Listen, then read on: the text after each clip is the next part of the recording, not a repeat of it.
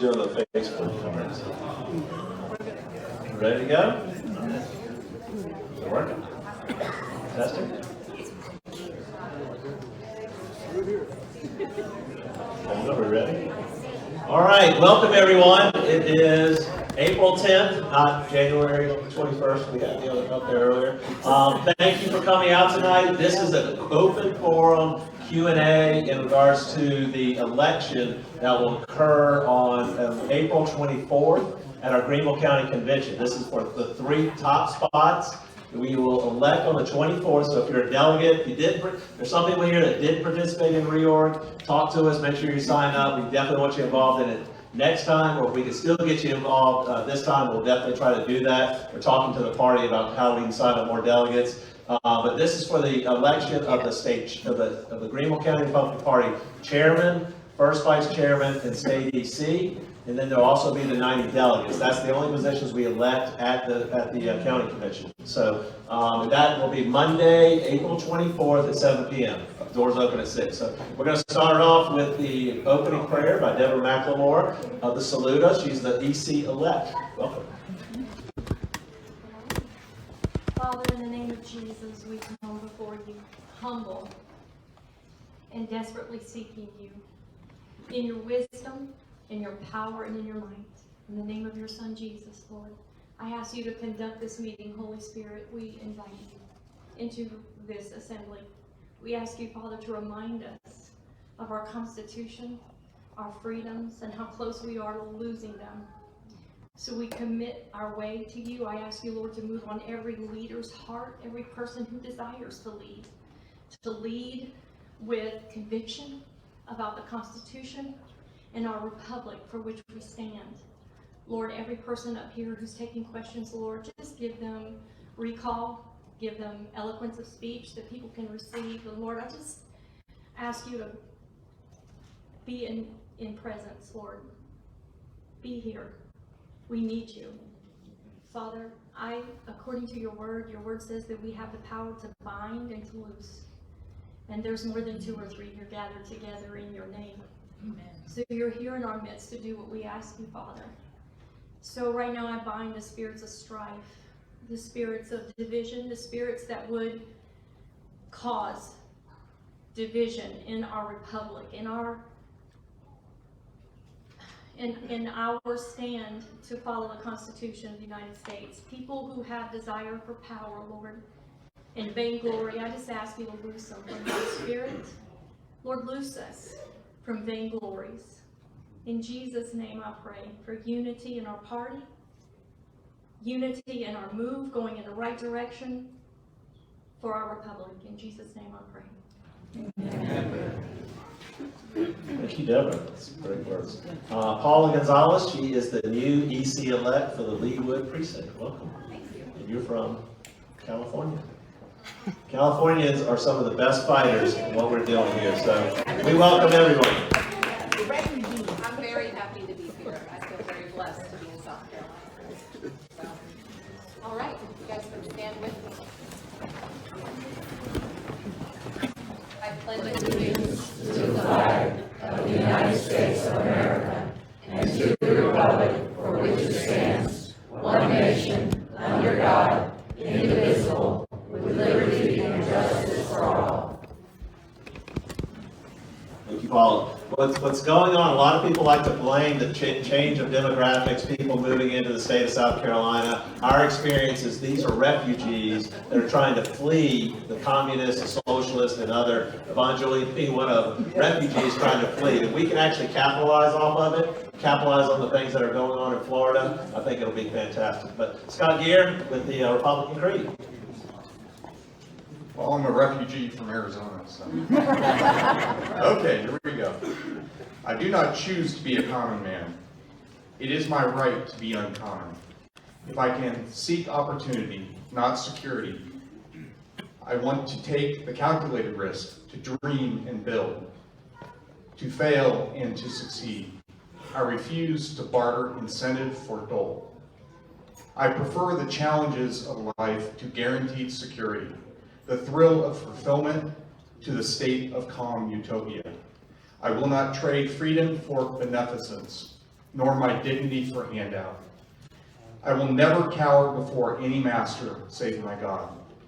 It is my heritage to stand erect, proud and unafraid, to think and act for myself, enjoy the benefit of my creations, to face the world boldly and say, I am a free American. Thanks, Scott. Scott is the new EC for the Sycamore precinct, or the EC elect. Next up, we'd like to welcome any new members or guests. Is anyone here new that did not participate in Precinct Reorg? Any new folks? We have a few. Welcome. We are a very inclusive group. We're trying to grow the Republican Party. You can go to our website, greenvillegop.com/join, sign up, come out. We do all kinds of, if you go to the greenvillegop.com/events, there's a lot of events, but welcome. We appreciate you coming out tonight. Next, I'll just kind of go through a brief the events calendar. Our new Greenville County School System is doing a 5-year strategic plan. And what we'd like folks to do is look at these things. Go back to the events page. On tomorrow, the 12th, the 18th, 19th, and 20th, and I think one of those meetings is a Zoom meeting. If you want to have any input or see what they're doing with our Greenville County schools, we are the biggest school district in the state because our entire county is one school district, but we're also about number 45 in the country. So we have one of the most domineering school districts in the country, and we really need to get involved and know what's going on down there. We've put a lot of emphasis on the past, but look at that on the events page.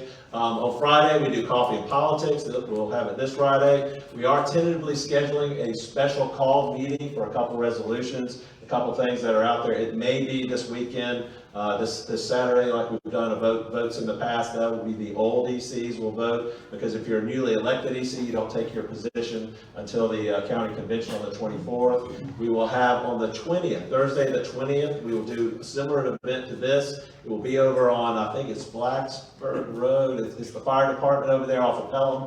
It's a much larger facility, and will be part of the Vision 23-25. Let's talk about where we want to take the party. All the candidates will be invited. This will be a couple days before the convention. We'll do politics and coffee that next Friday, and then the county convention on the 24th. So go to greenvillegop.com and /events, and all that information will be out there. Just a quick little update on the reorg. As many of you know, the state party has run our reorg, so it's been a little bit difficult at times. We don't have a lot of information from the party. They're not very conducive to working with us. This is a unique situation, unprecedented what the party did. I think a lot of that is because Greenville County is united against the current leadership of the state party, Drew McKissick in particular. We voted all as a unison group last time against Drew McKissick, and we will assume we will probably end up doing that this time. But we've got the information out there. The delegate list is out there. I think if you saw the email we sent out this morning, there's some fraudulent things going on in Charleston County and some other counties.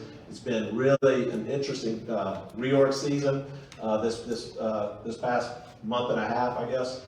But it's really woken up a lot of people across the state of exactly how bad it is within the Republican Party.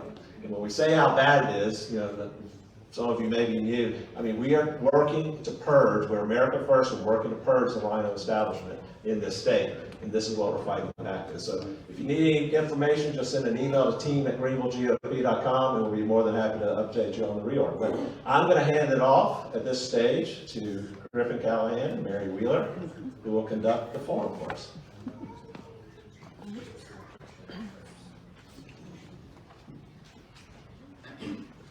All right, so we're going to start with, for people who may not know, I'm not sure that there's anybody here who doesn't, but for people who may not know what these positions entail, a little description of the positions that we're going to vote on. So your county chairman, who is currently Jeff Davis, leads the county party at the direction of the executive committee body. That is all the ECs for every precinct. The chairman does not make the rules. He does not tell everybody what to do.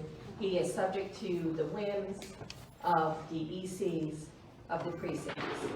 He calls and presides at the meetings, and he directs the actions of the committees.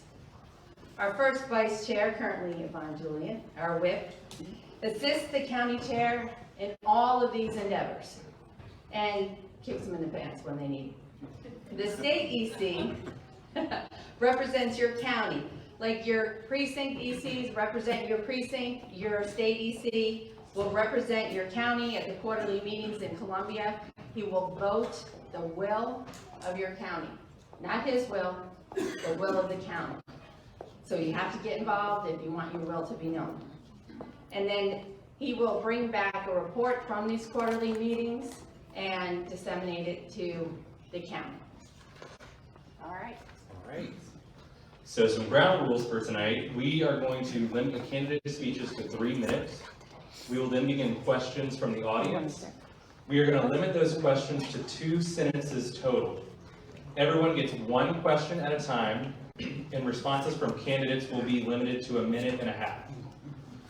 Once everyone gets in their first questions, time permitting, we will allow for second questions from the same individuals who asked questions before.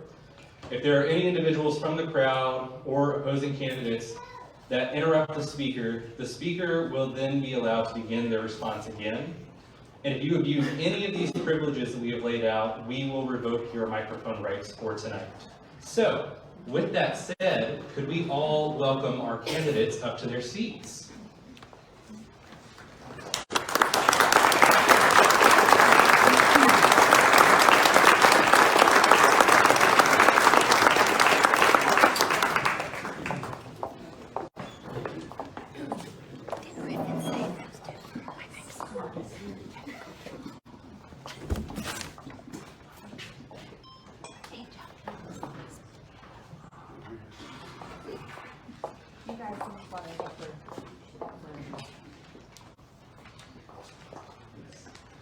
Okay, so also another rule that I forgot to lay out is Mary will be coming around with a microphone to audience questions, so just raise your hand and she will come to you, and I will be giving this microphone to the candidates. So with that said, does anyone have a question to start?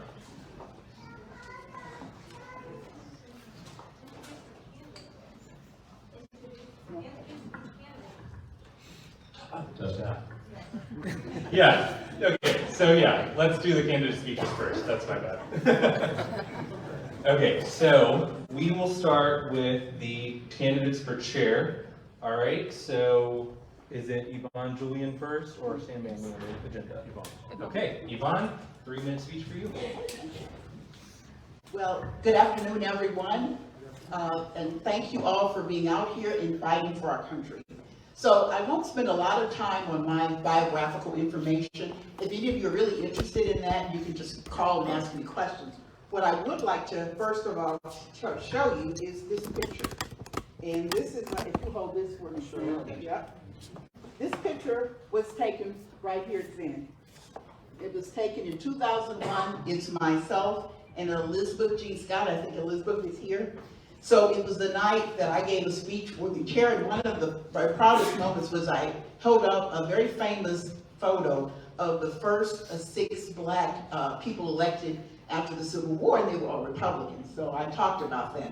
But I got involved in the party when I first moved to Greenville, but it was not until Presley and Jeff took over that I was actually given an active role. Prior to that, I just went to a couple of luncheons and dinners at the Poinsett Club. And, and occasionally the meetings at the Hilton, but was not active. It was not invited to be active. I remember having a couple of discussions with the young Republicans about ideas that I thought would be good to get out to the, black community and preach. And they looked at me with deer in the headlights. So I was like, what are you talking about? So anyway, so that was kind of my introduction to, to here. But I got involved with this group, and it's been 2 years of working with probably the most amazing, committed group of people I've ever seen. I mean, I've never seen, it's like watching an organization come to life. And these people do not need to be led. I mean, these America First patriots in the Greenville County Party just need somebody to, help them get the resources they need to implement the vision. They are leaders in their own right. They don't need a lot of political platitudes, a lot of this speechifying. And I hate to say this, but my biggest concern coming to Greenville, picking this state, a state I didn't know anybody, was that it has turned out to be the biggest political disappointment. I am an unashamed Trump Republican, and it is shocking to come here. And I'm the Trump person in this race. Sam, you're DeSantis, I'm sorry. You know, but anyway, it has just been shocking to come here and see the problems that we have. And I asked all of you that brag about your involvement for years in the party, how did things get this bad? How is it we have to fight to get pornographic books like this one, you know, it's perfectly normal. How is it that people have to fight to get this put on a shelf away from children? What is the problem? So, again, I am very, very proud of being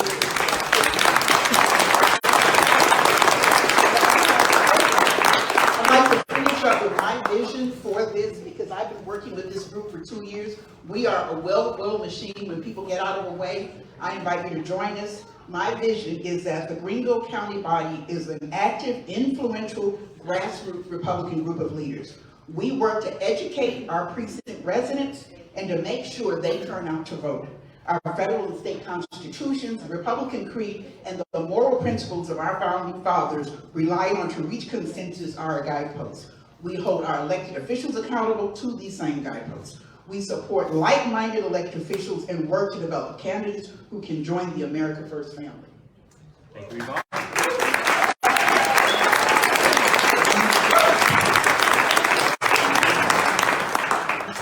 Hey, how's everybody doing? I'm Sam Manley. I'm stand up while I'm talking about Sam Manley, Greenville native, been here all 54 years. Was born at Old Greenville General Hospital, which is no longer standing.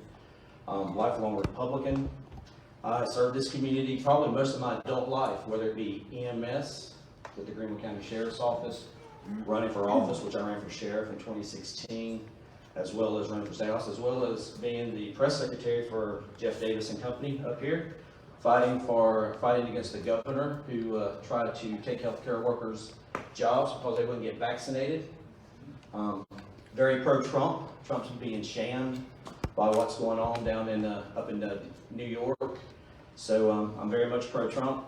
And anyway, like I said, I've served this community over the last 30 years of my adult life.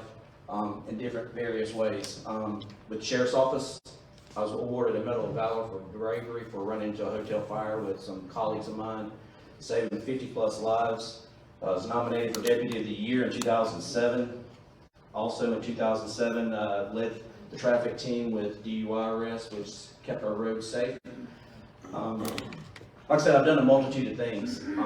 And I go on the radio a lot. I've gone on the radio a lot for the Greenville County Republican Party and talked about a lot of the issues that Yvonne and Jeff and a lot of the group up here have pushed. And so I'm dedicated to bringing in more conservatives, holding elected officials accountable.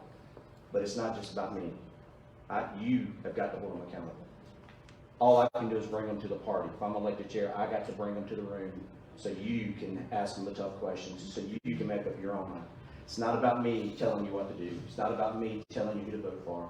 It's about you questioning them, whether it be Lindsey Graham, whether it be Russell Fry, or whoever it may be that may be running for president, Nikki Haley, whoever. It's about you working together to make this a conservative Republican Party. We've got to get rid of the division. The division is killing us. The Democrats are eating our lunch. And here we are fighting amongst each other. People are associated with this person. People are associated with this person. We've got to get away from that. We've got to take care of the rhinos as we come along, deal with them, vote them out. You can vote them out. I'm only one vote. I can only vote one time when I go to my ballot box. You are the guys that have to do it. You've got to be involved. It's taking everybody from the precincts to get involved in this. So I appreciate everybody being here. I appreciate the representatives in the back are here, Adam Morgan and Thomas Beach. Appreciate Joe Dill being here, who is a former county council, served Greenville County for 30 years. So I appreciate them taking the time to be here to listen to us and see the direction of where the party's going. So I look forward to your questions, and I look forward to hopefully serving you as chair.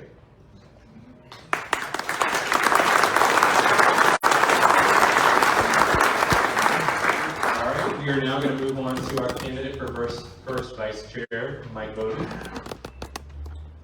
Good evening, everybody, and thank you, Patriots, for being here.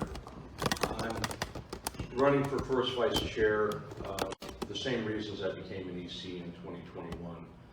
I'm a damn Yankee. I moved here and I'm going to stay here. But I came here because I got frustrated with government in Illinois and just couldn't move the needle in any way, shape, or form. It became real apparent to me, though, that the Republican Party itself was broken. That we were seeing capitulation on that part with open borders, with people in Washington not caring about us,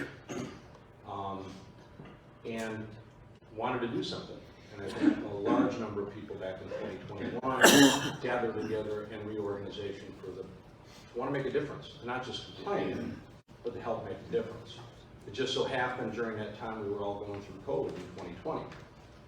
And the way that the government was forcing mandates and forcing isolation and forcing injections that were only EUA approved really seemed to be going against our basic Bill of Rights that God gave us, not the government. That's right. And so one of the things I've been working on with some really great patriots is around how to reel in DHEC.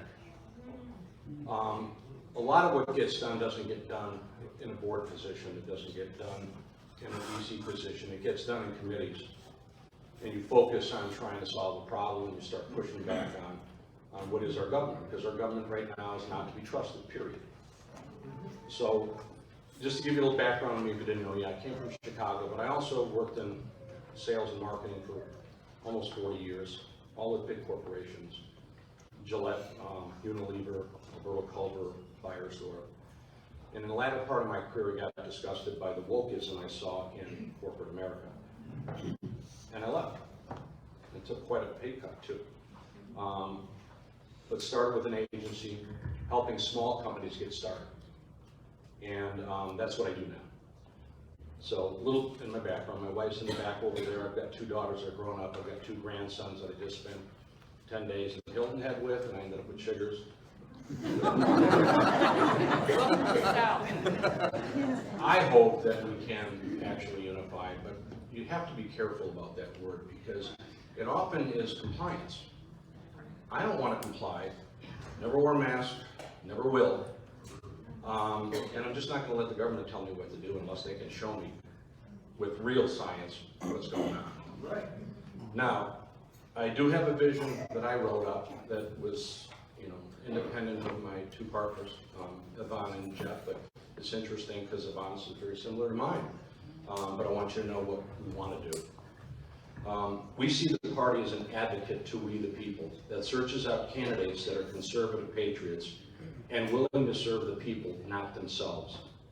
We believe that they should use the Republican platform, the Constitution, and the Holy Bible as their guiding principles and guardrails in making decisions and generating legislation.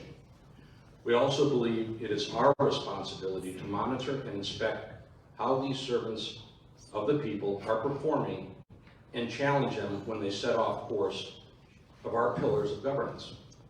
If they don't course correct, it's then up to the party to remove them in the next election cycle. In doing so, we believe the party should be run bottom up, not top down, and that we can lead from every chair. So just because you have a title doesn't mean anything. The body drives what we want to do. Okay. Well, my time's up, my time's up. Yeah. And who wants to hear the rest of it? Thank you, Mike. We are going to move on to our state EC candidate. So first up is Jeff Davis. Hi everyone, my name is Jeff Davis. I'm the current chairman of the Greenville County Republican Party. We have a team that is a machine. We have a machine that is, if you want to continue to part of the vision is 10,000 members of the Greenville County Republican Party by the end of this 2-year term. We get 10,000 members, there's not one legislator that's going to talk back to us. We're going to break this county down. We've broken it down into 10 regions. Instead of having one meeting at headquarters or at the Hilton, we want to have meetings at all 10 regions of 200 people. You get a meeting of 200 people over a House Reps district, they're going to wake up. What we're about is about educating people. 1/3 education, 1/3 implementation, 1/3 fun. We're about educating people, and Yvonne likes to add on an extra 1/3 of food, but I just, it comes to 4/3. So Terry does a fantastic job. But we have built, with every opposition in our face, a machine that is actually leading this entire state. We have pushed back, and we've got weekly Zoom calls every Saturday night, Sunday night with leaders across this state. That's why I'm running for state EC. One of the things we teach everyone is the very first job you have is to find your replacement.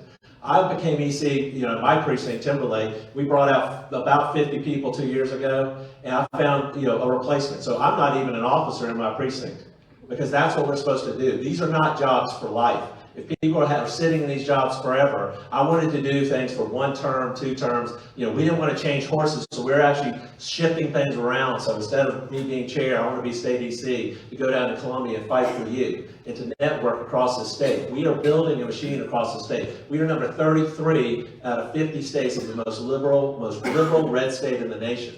That's a problem. We got the worst school choice program. We got judicial reform that we need. Why are we having judicial reform? Why is some of that happening? Because I had the gumption to bring a Democrat, David Pascoe, to come that last January 6th and speak to this body.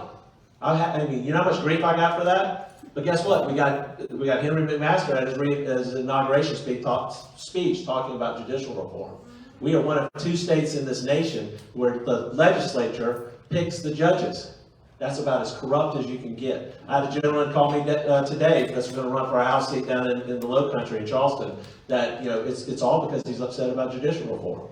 If y'all want to continue the pace, continue what we're doing here in Greenville, I would highly recommend electing Yvonne Julian for chair, Mike Voaden for first vice chair. They will focus on the county, and let me go down to Columbia and take the fight to Drew McKissick and the rest of them. That's what we're going to do. Thank you. All right, Ms. Weaver. I'm going to stand up, but it won't make any difference. And I want to stand here. Okay. I'm going to pretend I have a podium, okay? Yeah. Good. Don't start timing me. No, you're good, you're good. And I did not time my speech. So just. I gotcha. I'll give you a little bit extra. Okay, yeah. Why don't you say, Julie, you have 30 seconds. Gotcha. Okay, now. Because I can talk a long time. I can say a lot of words. I'm a woman, okay? I am Julie Hershey, and I am running for the Greenville County State EC position. And I handed out some information sheets on me, give you an idea of who I am and what I'm in favor of, what I will promote, a little background on my family and my longevity here in Greenville, and all of the conservative causes that I have fought for. First of all, I'd like to say on that first bullet that I will promote our South Carolina Republican Party platform, and I'll work to elect candidates who will support it. It is the duty of the Republican Party leadership to hold elected officials accountable to our party platform. And it's a good party platform. First of all, you need to know I'm conservative. I'm a conservative Christian. I'm a conservative constitutional American. I am a conservative Republican. So what does that mean? What does conservatism mean? Conservatives are people who hold to a standard. They don't make up their own rules, and they don't do things in their own way. They hold to a standard. Like a Christian, a conservative Christian, my standard is the Bible. Because when you add to the Bible, that is legalism. When you take away from the Bible, that's liberalism. I'm a conservative American, and my standard is the U.S. Constitution. There are a lot of people that are trying to undo our U.S. Constitution. They're trying to change it. They're trying to destroy it. That is a standard that I will not give up on, and our country cannot give up on. And then I'm a conservative Republican. So what does that mean? My standard is the Republican Party platform. It is, like I said, it's a good one. It is so good, and you need to just look up the South Carolina Republican platform, look it up online. It is full of our fundamental principles that underscore our values. For example, in the Republican platform is listed the right to life, the right to keep and bear arms, a strong national defense and secure borders, religious liberty, quality education for children and school choice, personal responsibility, and so on. I could keep going on. Also, which I think is wonderful, is the sanctity of marriage between a man and a woman. I have 30 seconds. You can Okay. finish up if you need to. Okay, I'm going to kick it up here just a little bit. Okay, these are fundamental principles that should be embraced by our elected officials and supported by our state GOP leadership and our county GOP leadership. Amen. The Republican platform, unfortunately, has become a playground for liberal Republicans. They're playing politics with our values. They do what is right in their own eyes for their own personal gain and financial gain. That has to stop. Our state, as a result, is becoming a purple state. We are not a red state, and we need to turn it into a red state. And there's somebody that's walking up close to me right now. I'll just keep on moving. Okay, I'm winding this up, and I'm asking you, if you go to the convention, the Greenville County Convention on April 24th, I would appreciate your vote for State EC.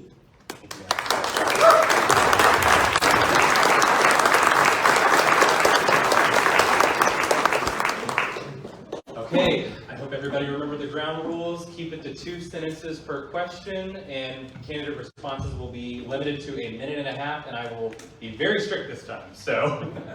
I have a question. I'm going to start with this gentleman who has been standing next to me through all these speeches. Okay. But two sentences per question. I appreciate you mentioning liberal Republicans. Have another name for them. They're called Democrat Socialists. But if we call them what they prefer to be called, then that would be rhinos. My question is to all of the candidates, but specifically to the chair, people running for chair. What are the opportunities, challenges, and your purpose to help support the Freedom Caucus down at the State House, as far as current Freedom Caucus members supporting what they're attempting to do and helping others run that are conservatives that would take their place in the future?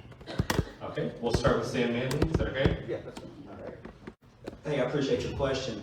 Because we got to support those Freedom Caucus members who refuse to sign that loyalty oath of not calling out their colleagues who voted. They want to keep the votes private. They want to keep the votes away from you guys. They want to do things behind closed doors. We have several members of the Freedom Caucus who have taken a stand not to sign that oath. So it's going to be up to us. If we're going to get rid of the rhinos, the liberal Democrats, or the liberal Republicans that are down there, we're going to have to be united in Greenville County. We're going to have those representatives come to our party and talk to you guys and let you know what's going on in Columbia. And so interface, face-to-face action with them is going to be our key. So we've got to have a rapport with our conservative leaders and have them come and tell us what's going on down in Columbia, because there's a lot that goes on that we don't hear about. Yes, so can you hear me? Okay, yeah. So to that point, I mean, we actually like to call ourselves the Freedom Caucus of the SCGOP. So we love the agenda of the Freedom Caucus, but we are about agenda and policies, not people. That is our #1 thing. So we support everything the Freedom Caucus is doing. We have some great people there. We've actually had members of the caucus come to the headquarters on Wade Hampton, Sam. Harrison Musselwhite, I don't know if he's here, but he's brought people to talk to us. I love Joe White's speech. I have, every time I get a chance, post about failed liberal lawyers on Facebook. So I think we do have some relationships. I think we can build those, but it's clearly something we have to do. But I am also about the people and activating the precincts. I am not going to spend a lot of time trying to convince people of something they don't want to do, because people have their own agendas and choices. My #1 goal is I have a plan, and I think with the data mavens that we have, and people like Libby and Joe and others who volunteered, we look at the numbers, we're going to crunch the numbers. I'm going to ask people to bring a friend out to vote, because to me, at the bottom line, if the root cause of our problems is not having enough of the right kinds of people in parties, and that's not gonna happen until we get good candidates and we turn out people to vote. So that's my solution, is a deep drill, a deep dive down into precincts, voting data, what kind of turnout we had last time, which was abysmal, what we can do to change it.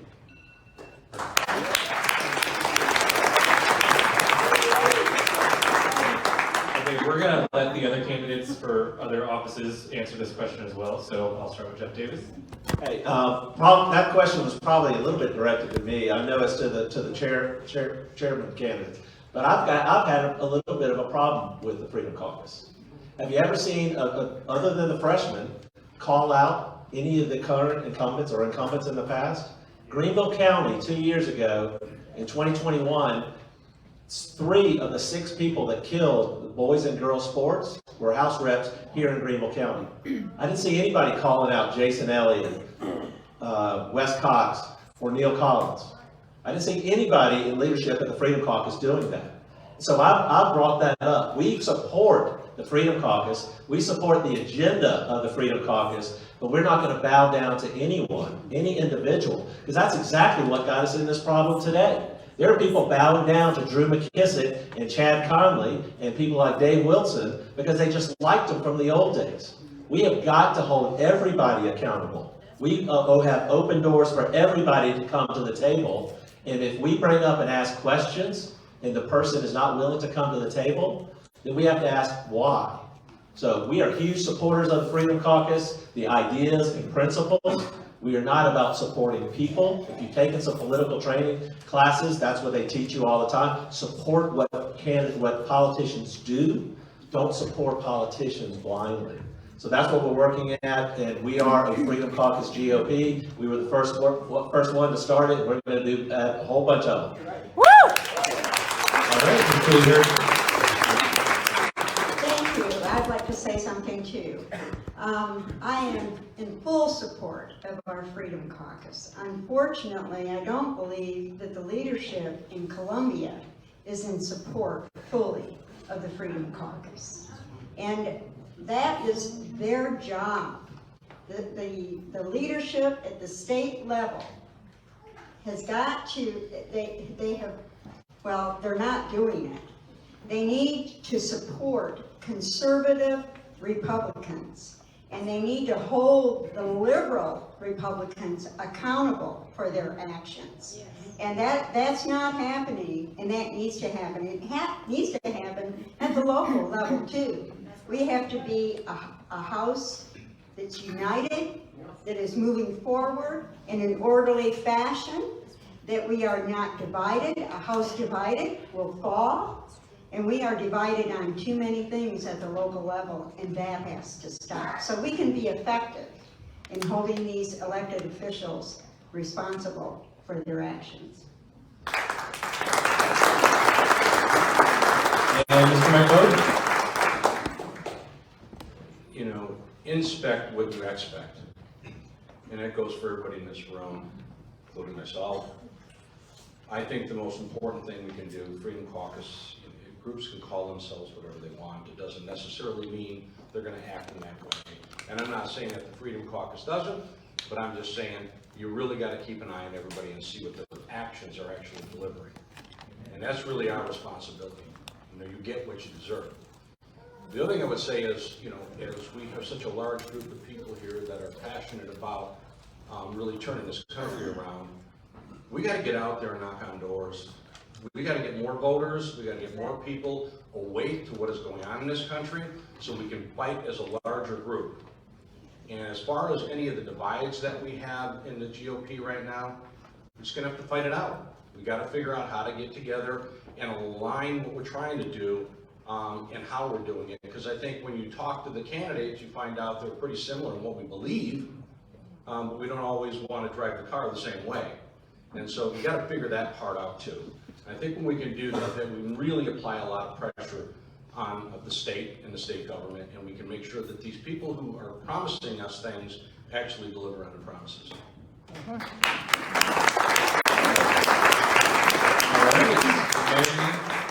we have some questions here. Yeah, right here, hold on. Okay.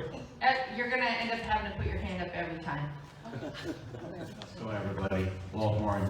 Just wanted to reach out primarily to Sam and also Julie. One of the things that happened 2 years ago to me personally, when I was running for first vice chair, especially during the counting of the votes at the convention, what happened was the prior chairman, Nate Boyd, went ahead and was the official admin for the count. Of course, given COVID, it was all virtual.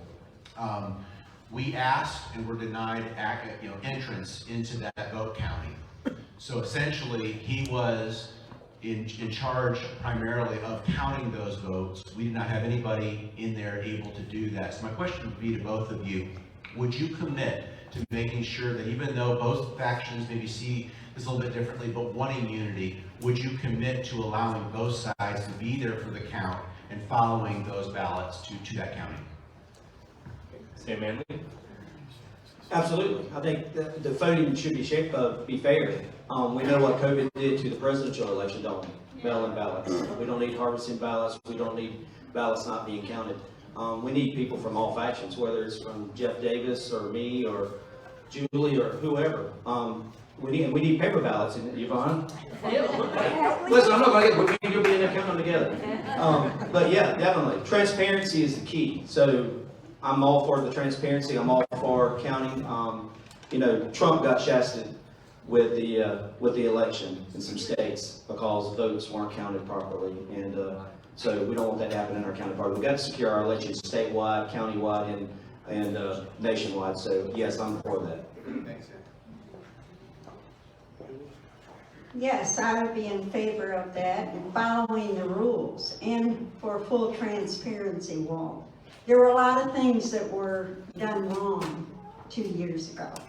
In fact, I, along with some others, were invited or asked to be on an audit committee to find out what went wrong with the county convention 2 years ago. And we found a lot of cheating and lying. Those things should never happen in our Republican Party, never. At the local level or the state level. We should be honest and forthright and transparent, and I can't believe what happened 2 years ago. So in answer to your question, yes, I would make sure that we follow the rules. All right, do we have another crowd question? One more. I actually have 2 questions. No, one question at a time. And once everybody gets one question, then you can ask your second. Here's my one question to everybody. Where have you taken a stand physically to support the Greenville County GOP agenda and concerns of your constituents? If you could give me some examples of that. Physically, I mean like where you personally put yourself in the arena.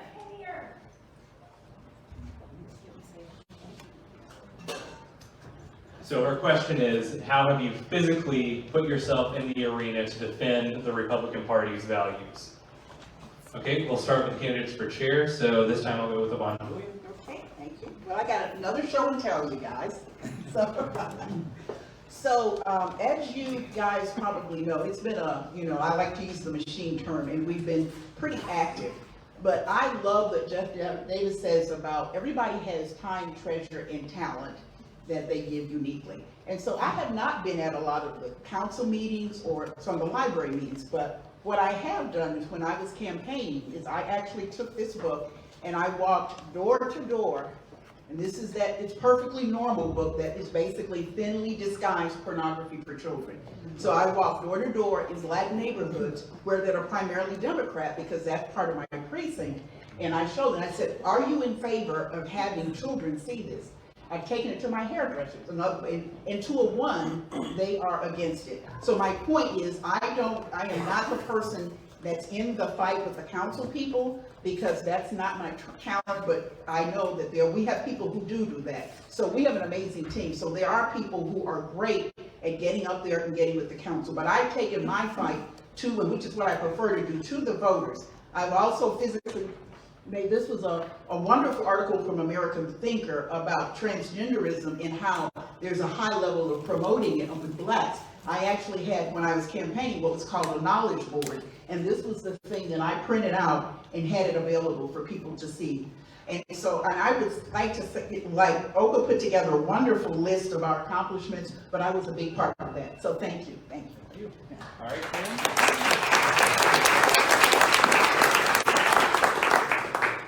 See, I've been involved in many different aspects and many ways. I ran for sheriff in 2016. I ran for state house in 2020. But I guess the most memorable or most contribution that I've had as far as taking on or making a difference was in 2020, right before COVID hit. I took out a Clinton relative that was running for sheriff, A.T. Smith. Married to Hillary Clinton's third cousin. Donated to Hillary for America, but was running for a strong R Republican as a Republican here in Greenville County. Running against Hobart Lewis, our most constitutional sheriff and the most popular sheriff, one of the most popular sheriffs in the state of South Carolina. I went on video, asked Mr. A.T. Smith, didn't downrate him, didn't call him any names, didn't send him any emails, didn't belliger him on Facebook, basically asked him, can you explain why on 3 different occasions did you donate to the Hillary Clinton campaign? And why did you donate to the Hillary Clinton campaign if you are a true, strong R constitutional conservative? He didn't have an answer. Presley Stutz, the late Presley Stutz, who was here, called me. He said, what in the world just happened? And so he calls the A.T. Smith campaign, and they're asking, hey, what's going on here? And they're like, oh, his wife probably did it. Later that afternoon, they called him back and they said, guess what? You know, like, Presley's like, what? And he's like, Sam got us. We weren't ready. So that was the change for Greenville County right there. We need a constitutional sheriff, not just in Greenville County, but across the state.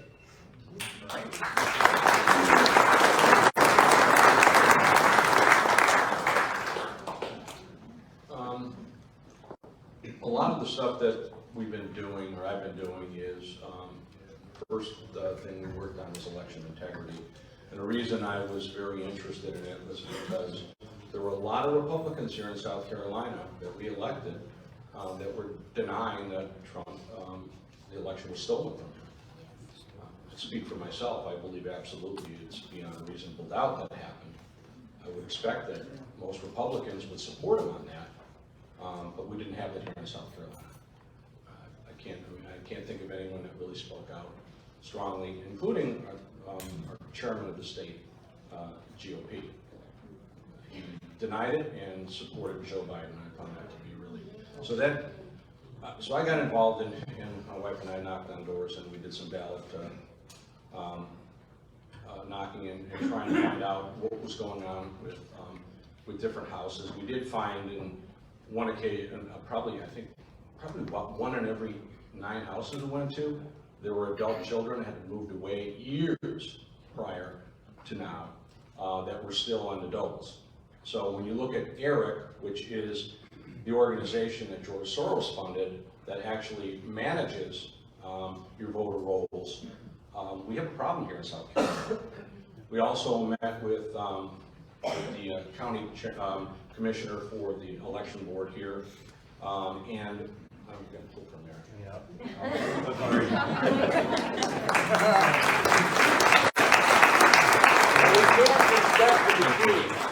You cannot look at them. You're using my 1.5 minutes. Sorry. Extra time. I have been very involved, Lenore, wherever you are. I recognized your voice. Very involved with physically and mentally and emotionally supporting our conservative values in South Carolina. I have been very active in the pro-life movement. I'm on the pro-life roundtable, and I've been on that pro-life roundtable for about 10 years. And I also, of course, support the Piedmont Women's Center and pro-life organizations such as that. Also, I'm very involved in working for candidates, conservative candidates, to get them elected. I worked on a lot of different campaigns. And also, I have been an elected official. Way back in 92 to 96, when I was a lot younger than I am now, I was a Greenville County School Board trustee. and I was the conservative board trustee along with Joe Dill and Dwight Loftus, and there were just a handful of us, and we got beat up pretty bad in the 4 years. And we were not re-elected, we were taken off because we were too conservative. So as a result of that, I've been on a lot of education task force appointed by governors, and so that's what I've done, physically.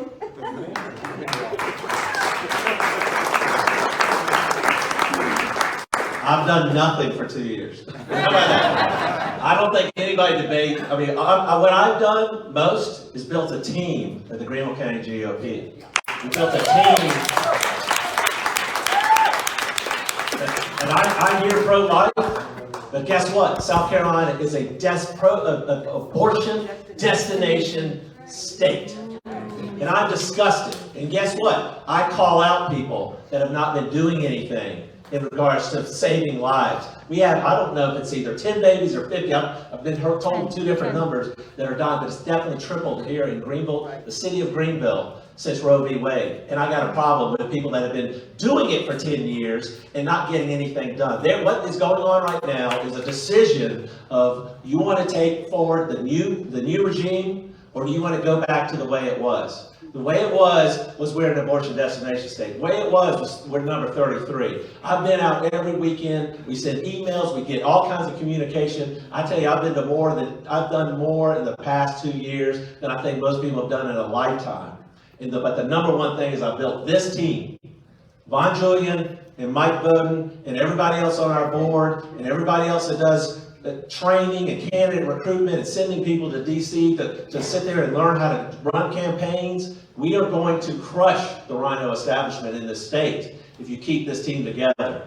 If you break it up, Julie just said that they were taken out after some school board time. They were taken out because they were too conservative. That's what they're trying to do to us now.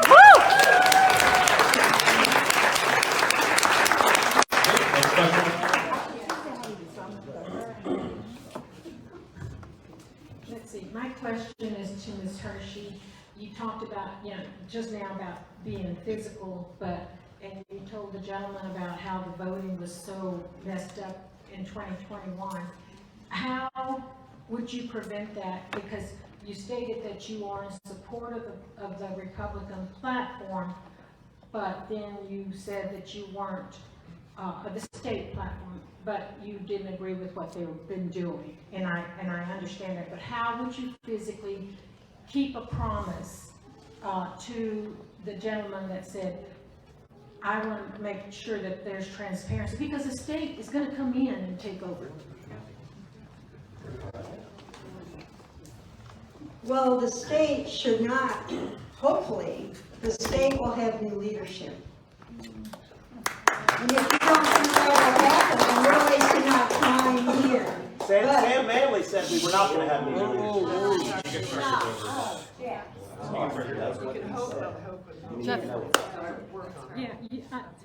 Hoping is one thing, but you've got to realize that. Okay, one question. We're going to let her start over. Ms. All Hershey, right, start I would over. like the question restated, because I don't know what you want.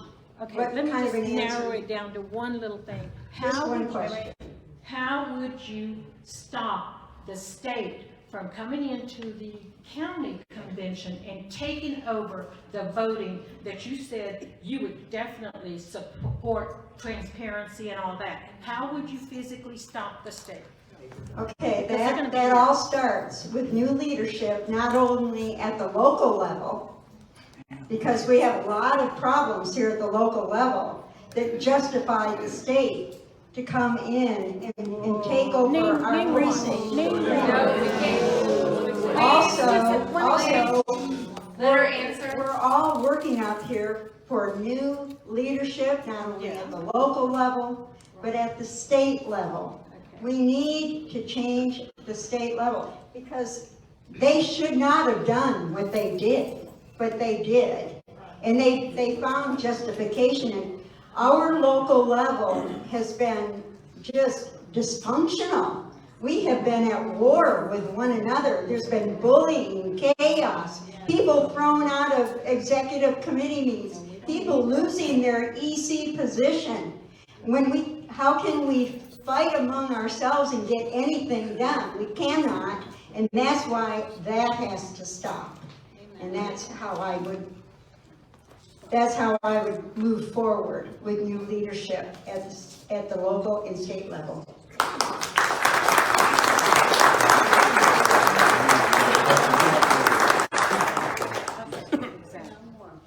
Okay. You want to go first? Yeah, I'll go first. Okay, so I'm getting a little tired of we all have to get along, we all have to be together, and I mean, this is absolutely ridiculous. How can you get along with somebody who does not have the same vision, the same objective that you have? So are you going to go to Columbia and say, all right, guys, let's make it work. We can find a path together. Okay, so hold on, who's your question directed towards? Within 2 sentences. To Sam and you. Okay, thank you. Julie, how are you, go ahead. I'll let Sam answer first. You know what, we've got to organize, we've got to have our delegates. I'm pro-life, I'm pro-constitution.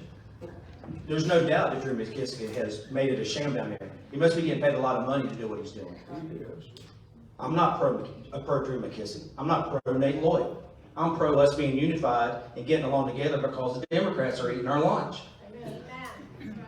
We're sitting here fighting about what we're for. I've got to say that I'm for pro-life. I've got to say I'm for whatever. I've proven over the last 10 years working with the Republican Party. I was Jeff Davis's. We're still friends, even though he said some things about me that are not true or spreading some things.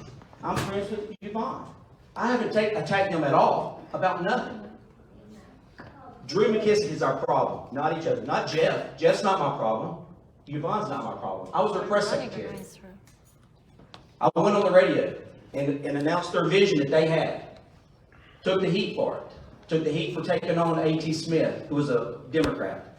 We've got to go down, but we've got to be united. We've got to have the delegates to remove him. And us just screaming and jumping up and down saying he's got to be gone isn't going to get it. So when we go for him, we got to go for him good. We've got to have the silver bullet to go for him. We don't need to make failed attempts. I'm not after 3 or 4 failed attempts. And right now, we don't have the organization to do it around the state. It's not going to be just Greenville County. It's going to be the whole state that's going to have to go after Drew McKissick. He's failed us. He's made a shambles. He broke the law when he took over the county convention. That was Jeff Davis's run. Okay? I never denied it. Never denied it. But we had to go with what we had. And then you want to answer the question for Julie one question. Basically, what are you going to do when you get over there to say, hey, listen, we're in charge and we are not going to get along and be lovey-dovey and find a path forward? I don't feel that's really I feel you though. Okay, I think that I explained that, in that we have to have a standard, and the standard is the Republican Party platform. There is no reason why we should have lost the Human Life Protection Act. But we did. There is, ma'am, please. There's no reason why we should have lost that, because we have a majority of Republicans in the State House, in the Senate House. We have a Republican governor. We have a Republican lieutenant governor. And guess what? We are losing on all kinds of legislation. It should never be, because we have a lukewarm GOP leadership, Drew McKissick and company in Columbia, that needs to be removed because they give cover to liberal Republicans in the House and in the state. They give cover to them. We need to hold them accountable. Okay. Can we make it 2 sentences? We're trying. Just one sentence. Okay. And I'll go with the question. On Tuesday, April 4th, 2023, the Maricopa County Republican Committee Executive Guidance Committee passed unanimously a resolution condemning the indictment of President Donald J. Trump. What will you do? Will you support a condemnation or some sort of, I don't know, some message that says we condemn this action of President Trump being indicted? I guess, that would be led by a chairman, so maybe, oh, you want to know? I need to know everybody, what they're talking. All right. Do you mind if I shorten this to a minute, just because I think it'll be Yes. able to? Yeah, Okay. it'd be Are very you guys okay with that? Yeah. Okay. Absolutely. It's a farce. They had to go back 7 years to pull something out to get him on. He'd already been cleared of it. He'd already handled it. Right or wrong, he'd already handled it. It's a witch hunt. That's what it's been. That's what politics is. Somebody disagrees with you, go on a witch hunt. No matter whether it's 12 years ago, no matter whether it's 7 years ago, you want to take them out, go back in the past, find something, pull it out. Make it an option. Get off the issue. Divert. Okay? So yes, it's definitely, I would support that. President Trump's being railroaded.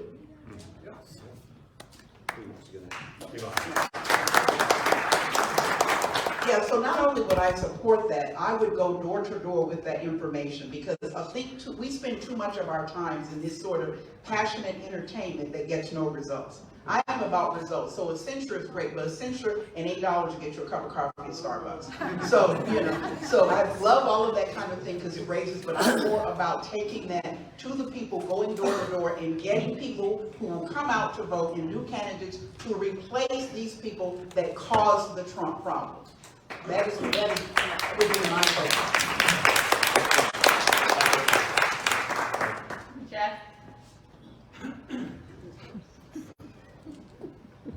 Gee, you don't look like Jeff. I think it's obvious that we would want to censure. In fact, I think that's why we're having another meeting, in part at least. But clearly, if you look at the law, I mean, Trump actually signed over his businesses prior to taking office. So I don't even think there's a legal standing for what they're doing right now, and that's why he hasn't actually been charged with a crime. They're trying to figure out what it should be. But yes, it's absolutely ridiculous, but it's waking a lot of people up. And I think Yvonne's right, we've got to get the message out to more people, because we're only going to win this thing with large numbers, because they got all the money, and right now they have all the power. All right, Julie? Yes, of course, I would support a resolution of condemnation for what's taken place with President Trump.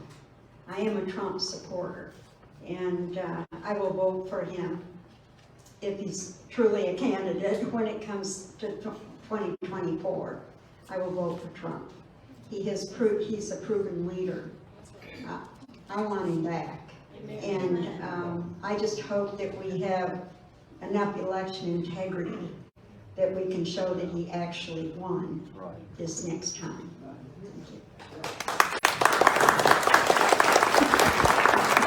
I think the easy answer was when Mike said, when we talk about the agenda, that's why we're looking at calling a special meeting, just for that and a couple other issues that are out there. If you notice back in February with Nikki Haley, who went back on her word, we came out with a resolution in regards to that. That got posted on Trump's campaign website in ReTruth. So I mean, we are huge Trump supporters in that respect. We have censured Lindsey Graham twice. The better question might have been, are these guys going to censure Lindsey Graham? Because the people backing Julie and Sam are the same people that cheated in 2024. Nate Lloyd has endorsed Sam. I like Sam. Sam's great as a press secretary, but he's not as chairman. And why is Nate Lloyd, who cheated us in 2021, backing Sam Manley? That's the issues we got to get into. Look at, there's one endorsement that matters, and look at the endorsement of who the establishment is backing and supporting. And that's what my frustration is with all of this.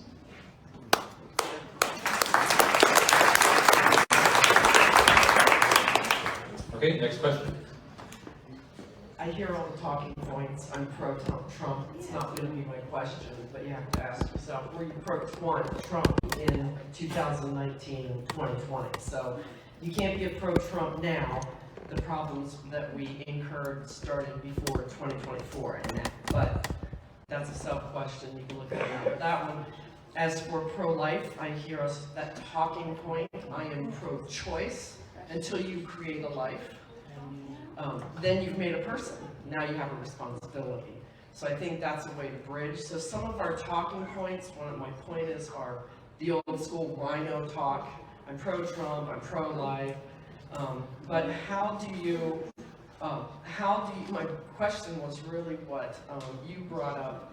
How do we get into the public, because it's a flywheel effect. What can we do more? I know we have these activities. Jeff, I hear you talk, so you're the one that got me back involved. But what do we do to get the community not just engaged, but first to understand? Because saying pro-Trump, pro-life does not turn people on. So how do we get the community to understand? Well, I wouldn't say that. Well, so Jeff and Owen, you guys have to help me out. Who was the name of the lady that came from Arizona? She was part of the Precinct Project. She was from Maricopa, Arizona. I don't remember her name. But anyway, she was great. I loved her. It was, again, one of the wonderful education sessions we've had through the GCRP, the Biblical Citizenship, the Leadership Institute, just an amazing education. But anyway, this woman talked about how do you engage people. And she talked about it's a process. You do not knock on someone's door one time and convince them.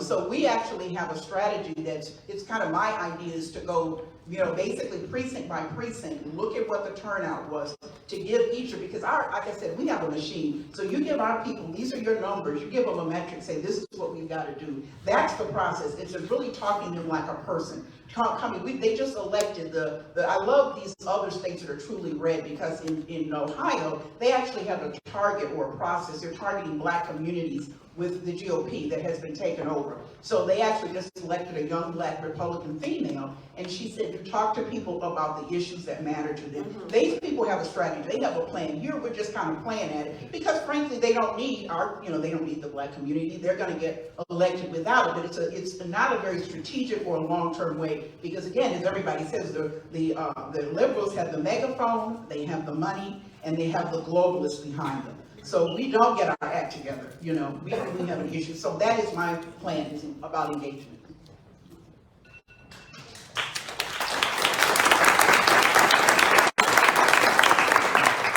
We have to support policy. It's easy for me to sit there and say I'm pro-Trump, but we got to support his policies. We got to support him. We got to enact his policies. Jeff made a mention about endorsements. I wish Nate Lloyd would endorse me. That means he would have changed his mind and you'd be getting smart. Jeff Davis endorsed me. He gave me a $1,000 check when I ran for State House. So I must be better than just being a press secretary. You know what? I've gone down to, I'd go to Columbia and fight for each one of you. I ran into a building that was on fire and saved 50 people that night. I would do it for you. I'm going to do it for you. I've walked into political confrontations before. I've done political confrontations with the agenda that this group has put up and taken it on the chin. I'm not going to back down from anybody. Trump is tough. There's a lot of people. There's a difference between liking Trump and being Trump-like. I'm Trump-like. I don't give up. I've stayed in the fight for over a decade. There's nothing that can stop me from representing you and taking the fight to Columbia. So Drew, if Nate, unless you've had a conversation with Nate that I haven't, hey, Nate Lloyd, if you're watching, I would love to have your endorsement. Jeff, I would love to have your endorsement. You give me an endorsement when I ran for State House. You wrote me a $1,000 check. You had confidence in me then. I wish that Nate Lloyd would turn around and endorse me. I wish he'd walk in here and say, you know what, you guys are right. We've got to get rid of Drew. We've got to change the way the system is. So, there you are.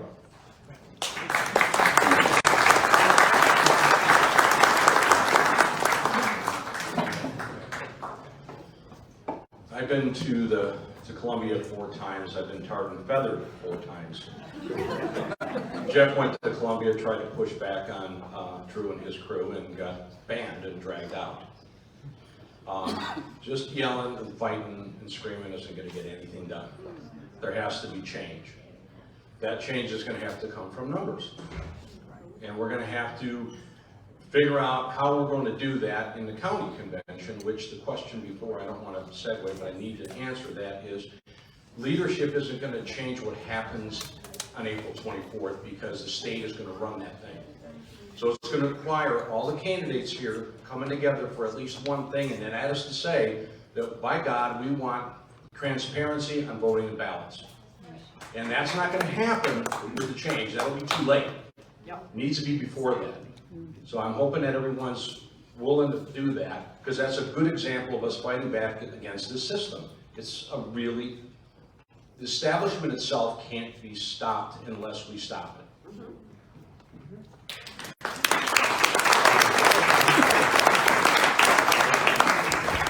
I'm a numbers guy. You want to know how we're going to do it? There's 151 precincts in this county. There's 2,261 precincts in this entire state.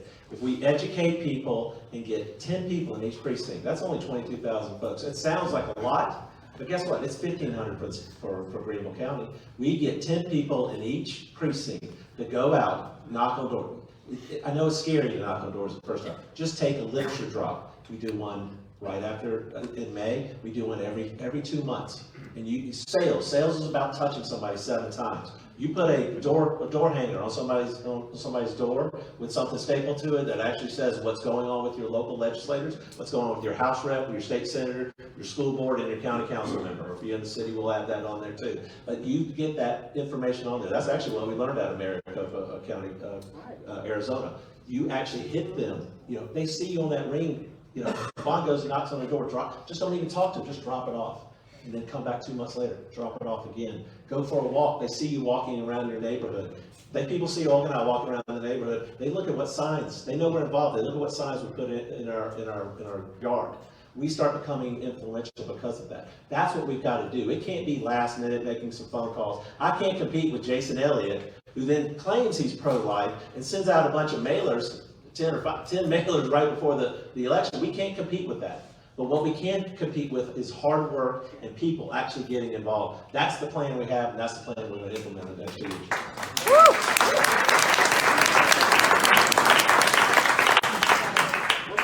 I'm going to go back to that we need to be unified and organized. There's a lot of things that we can do. Just like Jeff says, this is a numbers game. We can't get caught up in insinuating. I'm going to go back to that we need to be unified and organized. There's a lot of things that we can do. Just like Jeff says, this is a numbers game. We can't get caught up in insinuating and calling people rhinos, and we need to work together. We should all be here with the same values, the same conservative values that are part of our Republican Party platform. Let's unite under those values. Let's work together. Let's be organized. There's a lot of things that we can do when we're organized and unified.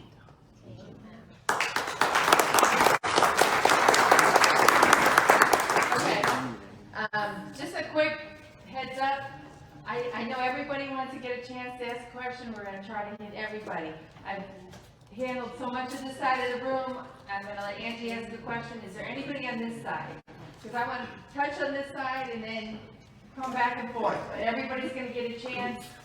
The only thing we can do is shorten the response times, and you will all do yourselves a favor if you can pick a person to answer the question, or at least, a specific candidate, instead of everybody answering everybody's question.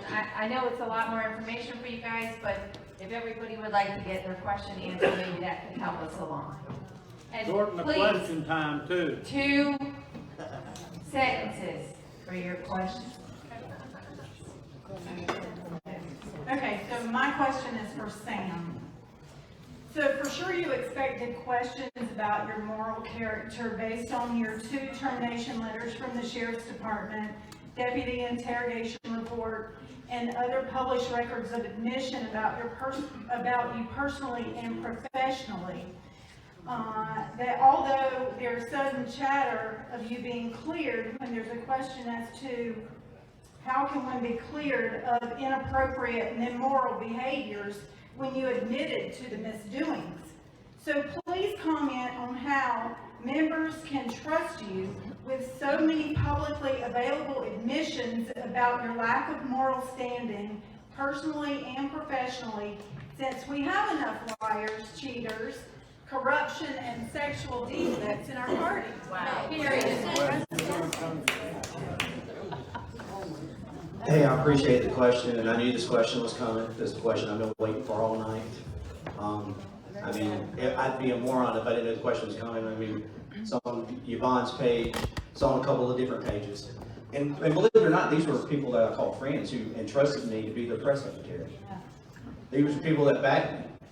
Now that I oppose them, they want to bring out, it was okay for them 6 months ago or a year ago. When I left the sheriff's office, I dealt with it. Me and my wife have been married 25 years. I'm a worker. I work things out. I fix things. I don't give up. I don't walk on water. This is the party of redemption, not the party of division. I've been redeemed as of yesterday, during the resurrection. Anything that I might have done wrong, is there anybody that would put their name on a ballot that would be accused of some of the things I've been accused of? I did it. I walked into the fire. I ran for sheriff because I wanted to get rid of a double standard because it wasn't fair. I'm not perfect. I don't claim to be perfect. I don't sit up here and run like I'm some holy roller, or that I'm above the law, or that I'm not accountable. I was held accountable 12 years ago. 12 years ago. And I've done a lot since then for this county. Before that, before I left the sheriff's office, like I said earlier, I was a decorated officer. Medal of Valor for bravery, running into a hotel that was burning. It was set by an arsonist. Nominated for Deputy of the Year, 2007. So, take that as whatever answer you want it to be. Sir.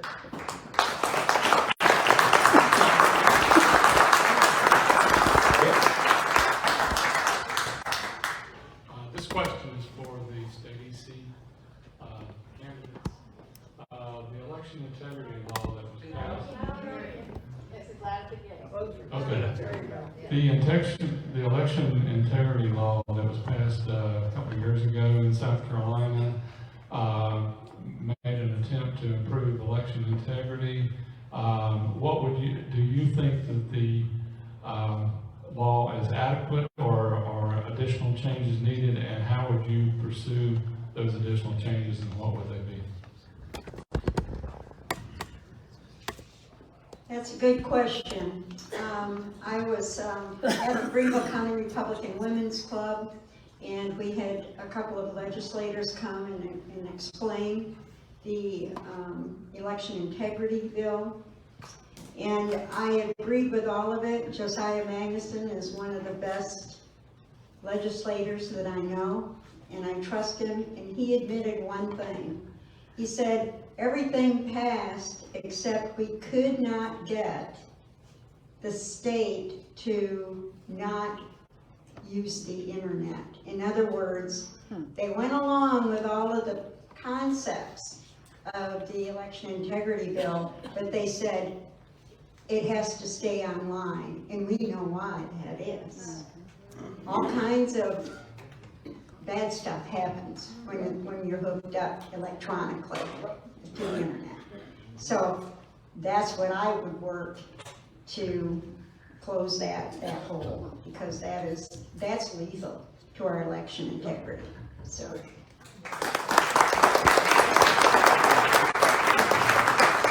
I'm well aware of that bill. It's a bag of garbage.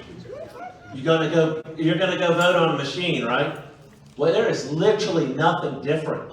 43% of the voting record information is wrong in there. You can't pull up your information online. I pull up my information from when I lived in Georgia. Why can't we do that here in South Carolina?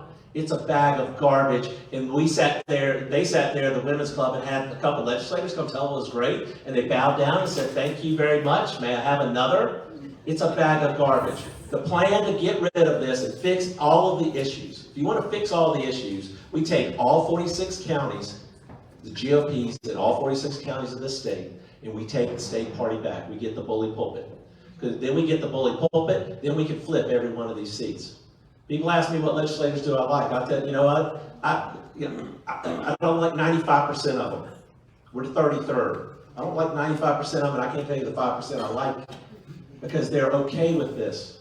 I'm not okay with that election integrity bill. It's a bag of garbage, to be clear. Not, oh, we had some legislators come and talk to us. That's why they won't come talk to me, because I'm going to hold them accountable and say, why is this? This is not what we're asking for, and I'm going to tell you, our election law, our election system is very susceptible. Talk to Rob Harris, he's a new member of the Freedom Caucus. He got involved in this because we were talking about We got him involved in reorg. Rob Anderson didn't know about, I don't think he knew, I don't want to talk for him, but he got involved in this because of us, and that's the type of legislators we want involved.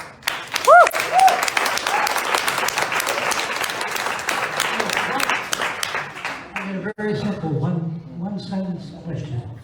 What's it gonna take for us to get the state party to recognize us as the Republican Party for Greenville? Is that directed to anyone? Do you want the current chairman to answer that, or do you want to hear from somebody else? Anybody. Current chairman, what's it gonna take? A new chairman, a rhino that they will support, that will go bow down to them. It's big talk saying we want to take out Drew McKissick, but has Sam or Julie shown up at one of our coffees? Have they come to any of our training events? Have they come, and then poll workers, come to the poll watching classes that we train? That's what it's going to take. And guess what? They're not going to recognize us. I don't want them recognizing us. I want to get rid of them and replace them with other friends that we built all across the state. And that's how we're going to get recognized. Woo!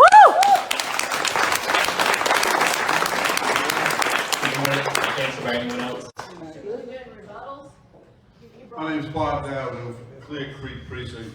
I heard a lot of things here tonight that are absolutely inconsistent with the truth. From 1865 until 1877. Question. Is this the question? Okay. There was no legitimate voting in South Carolina. The U.S. Constitution was suspended.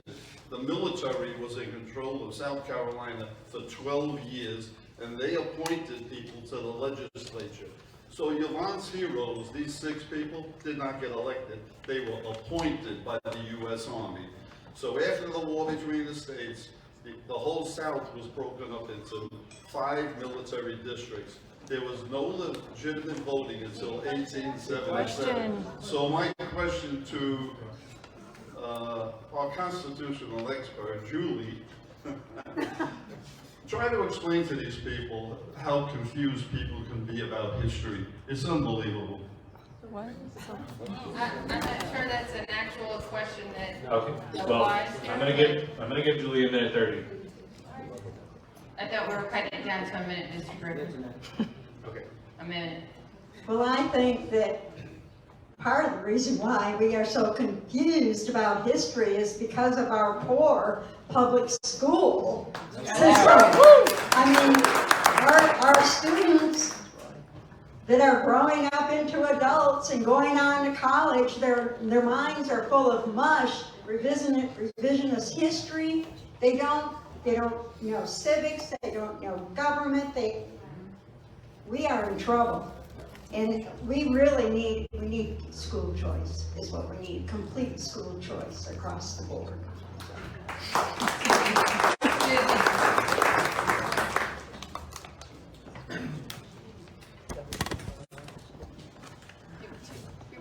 Give me 2 minutes. Give me 2 seconds. Let me say this because this is important for me.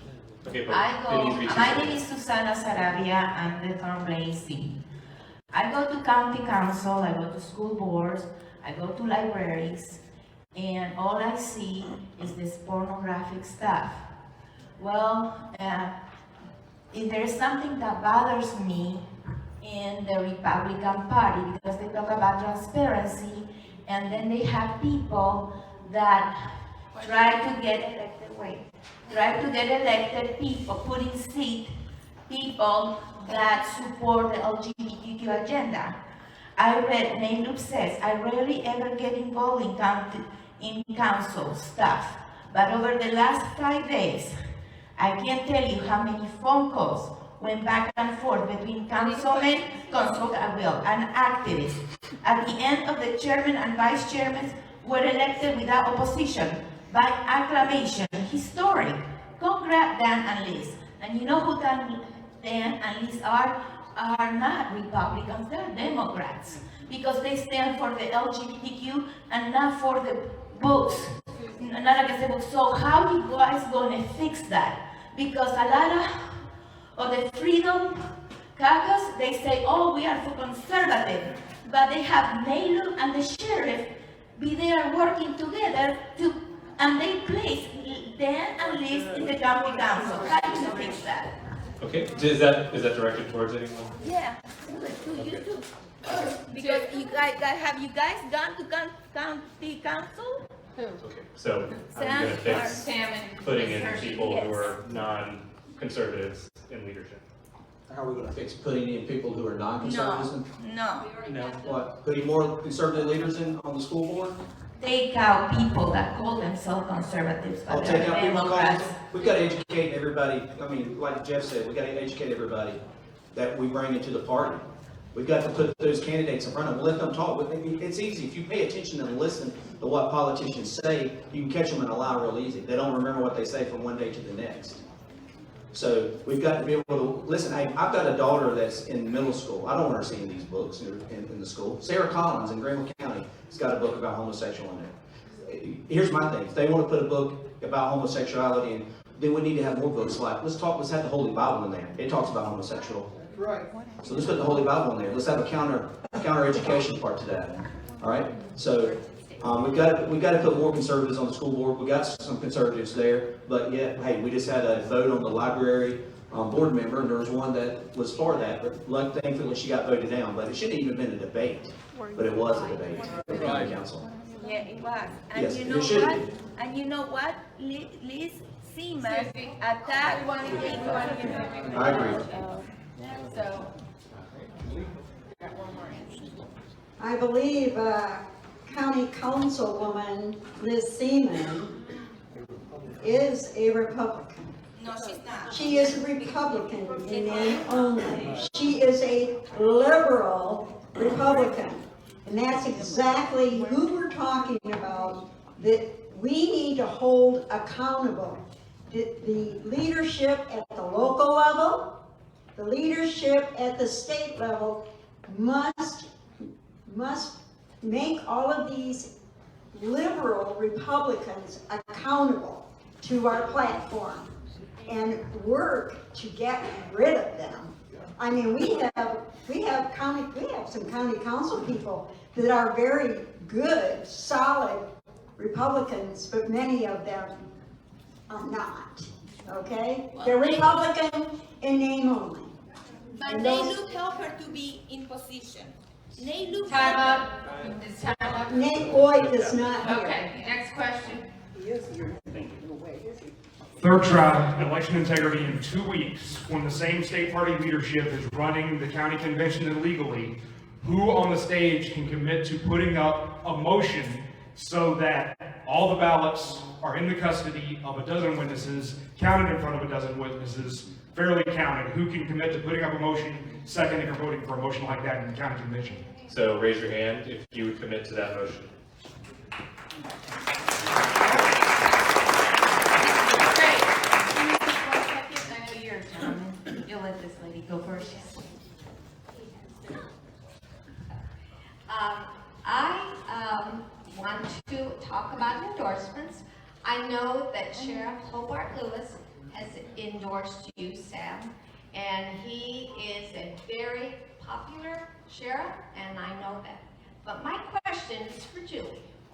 And I want to ask Julie how her experience as the founder and president of Live Free, the member of the Greenville County Pro-Life Roundtable, president of Greenville County Republican Women's Club, and school board trustee, and other qualifications. How has that prepared you to be EC?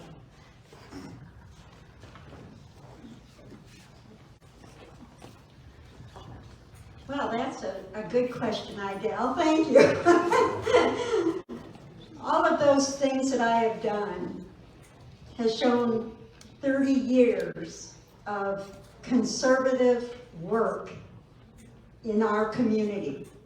I am the founder, I'm the president and CEO of Live Free, which is a character-based abstinence program. We also have a Bible-based curriculum, abstinence until marriage. We are now serving over 10,000 adolescents a year with quality abstinence education programs.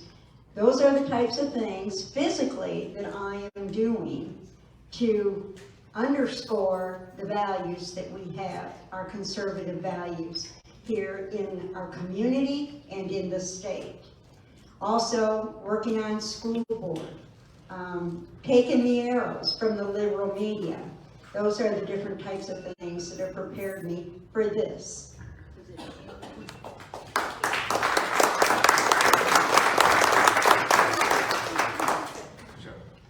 This question is for Sam and Yvonne. I know you both, I respect both of you. So if elected, what would you do in the first 100 days, and how would you know it's successful? I'm so proud. I'm giving him a gold star. Like, two sentences.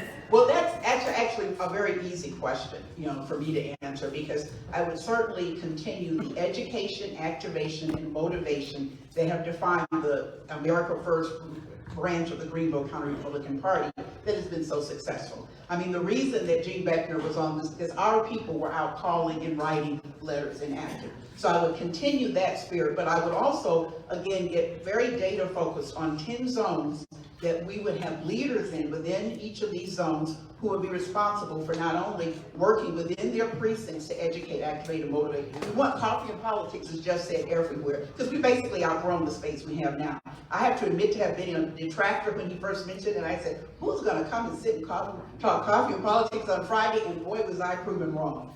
So I want to continue that and then get into the data of how many people we need within, at the precinct level, to turn out, to vote for candidates like Joe Farmer, like Randy Fowler, who win elections.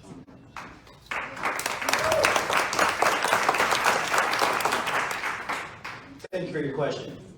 There's a lot of things that we can do. I agree with Yvonne. We've got to expand. We've got to get more people. We've got to get these people we've turned off by the inviting. There's a lot of people that's got involved, and they come to a meeting or come to different meetings, and they hear us calling each other's names, or they hear us calling out rhinos. They hear us calling. They don't even believe who's a rhino. This is because they haven't been paying attention. They're getting involved. So we've got to unite. We've got to get organized. We've got to get more people involved in the party, but we've got to get our representatives coming back to the party so we can hold them accountable. Us having a little small group or a big group, whether you got 250 people in a room and us talking about it, unless we've got the numbers to vote them out, or we can get them in and hold them accountable, we're wasting their time. We've got to get them in. We've got to hold their feet to the fire. William Timmons, we've got to get him on the pulpit and hold his feet to the fire. We've got to hold any of the other candidates. We got to bring them in. Lindsey Graham especially. He's not going to come to a meeting. He's not going to come to one of our meetings, whether I'm chairman, whether Mr. Davis is chairman, or whether Yvonne's. He's not coming to a meeting. I'm a little opposed to the let's pass it and then we'll read what's in it. But that's just me. Hi, I'm from the Fork Shoals precinct, and we have an immediate question that needs to be addressed before April the 24th. And if we found, when they sent out the list of delegates, if a name is not on there, that should have been on there, what do we do to make sure that name is on there? Had they gone through, they were on a makeup reorg, and they sent out that list, I guess, just a couple days ago, and the name is not on there. So the delegate list. Okay. Do you want that directed to anyone? Yeah, let's let Jeff answer that because that's the right one. Okay. We're battling the state party. I forwarded you the emails we sent. We have been pounding them, boxing them in a corner. I think what they're doing is breaking the law.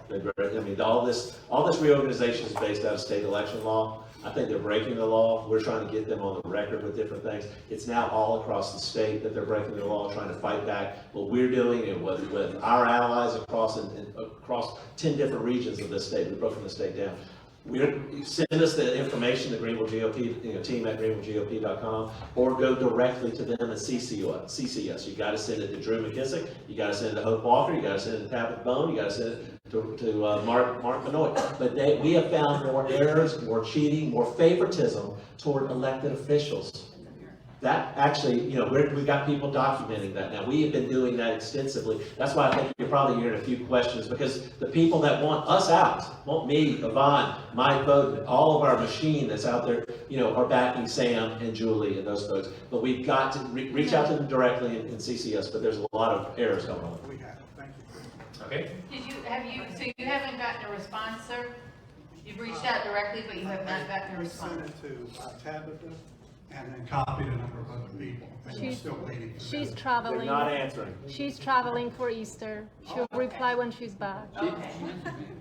Okay. All right, next question. I have a question for Jeff. I was startled to move here and hear the animosity between the state and the county, organizationally and apparently personally too. Do you have other contacts in other counties, ECs, chairman, who will support you in this mission of yours? Oh, yeah.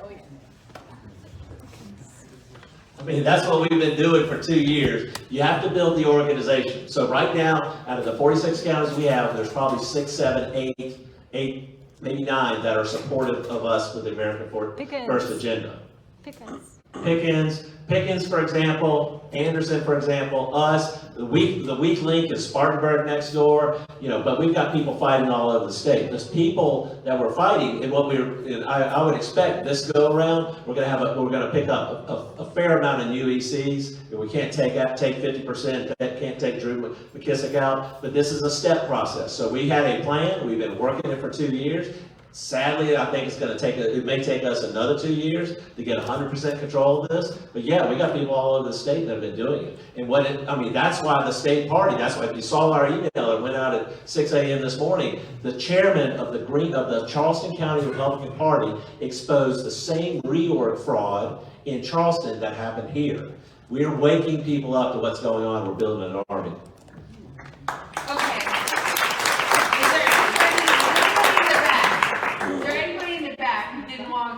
Or wants, you're not in the back. I'm just back there. Sitting back there was a question. Yes, it always counts.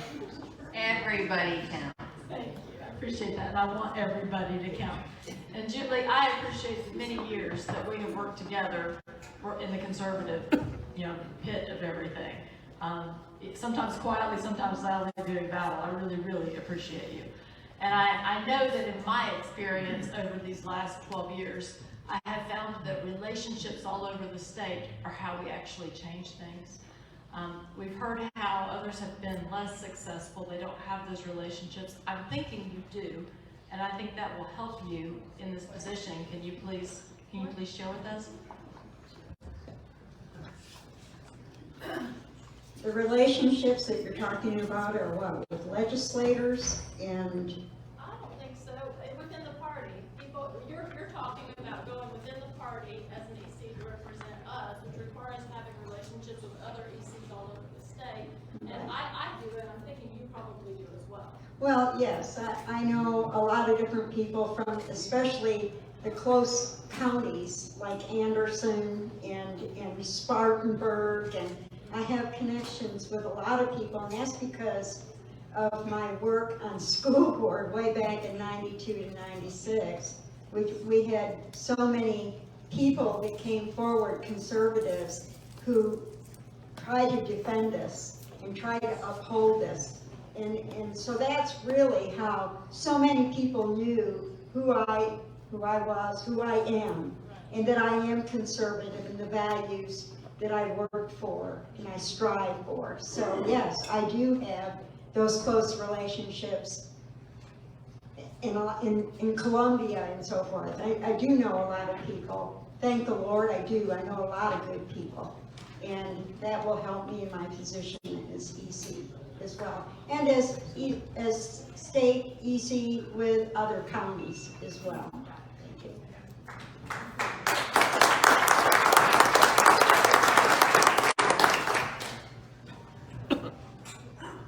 Thank you, everybody. My name is Beth, and I'm pretty new to the state. Moved about 3 years ago, and I'm just getting involved. I've always been involved in politics through the John Birch Society, but I wanted to get involved locally. So we went to the reorg, and we have a new EC in our district, our precinct, excuse me. But my question is, what support is going to be given to these ECs, vice presidents? I'm treasurer, I don't know what I'm a secretary. I guess we're floundering because in our precinct. So I guess the question I have is, I know you're talking, we need these ECs, we need to get to the convention, we need to get delegates, but we also need direction. So I wanted to ask Julie and Jeff, what is the process of helping the new ECs, even the old ECs, to move forward? We have been building out for the past 2 years, or past year and a half, an education platform. If you talk to Josie Tino, he runs our civic engagement. We've been teaching people, as I said earlier, about every Saturday morning. We've been having classes. We have online classes. I mean, we've been teaching people. The prior administration, it was like, see you in 2 years, don't do anything. We're asking ECs and presidents to do stuff, do literature drops all the time. We've been training people, we've been training an army for 2 years, and it's been fantastic. And we've had people from other counties. You want to talk about networking with folks? I mean, we're the leader of this entire state, of this pushback movement, the pushback against Drew McKissick. I beg Julie, say other people come join us. They're not joining us. It's okay. We'll go find new people. We'll grow it. We got to grow more people that aren't tied in with these old personal relationships. If Julie had the personal relationships, I wish she had called a couple ECs and had me not banned because of nothing, for telling the truth. Chad Conley was embezzling money. That's what, we're taking over our reorg. I wish Julie had helped us with that.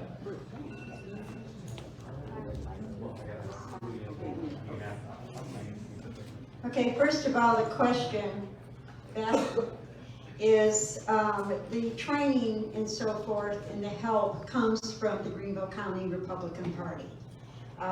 Your EC is going to be part of the executive committee, and that comes right now, it's on a monthly basis. And to Jeff, I have come every month. I have gone to every executive meeting on a monthly basis, starting at the Hilton and then ending up in the backyard of where we're at now. Sitting out in the backyard, we have a meeting, folks, if it's not raining, because we don't have a place to go right now. And that needs to end. I don't know what has happened to the financials. I don't know what's going on, that we can't meet at the Hilton like we used to. Why we have to meet in the backyard on swatting flies and mosquitoes. I have a special request for this question. Do you mind to open it up to the 2 chairman candidates? Okay, thank you. Yeah, so specifically, Beth, I think the tools that I'd like to give the ECs is, first of all, an analysis of how their precincts did, in the voting and what we need to improve it. And then also some suggestions on classes. The biblical citizenship class that we did was great. It was free. I'd like to be able to take that to ECs. I also want to get them involved in looking at how you build relationships and give them some step-by-step instruction of bringing in these new people, because I am done with these people that, it's clear what some people's agenda is, and it's different. If somebody said, I'm not going to fight you, if you have a different agenda, you have a choice to do that, but I want to go out and get those average, everyday people who have common sense and who we can bring on our side with a little bit of cultivation. So those are the tools.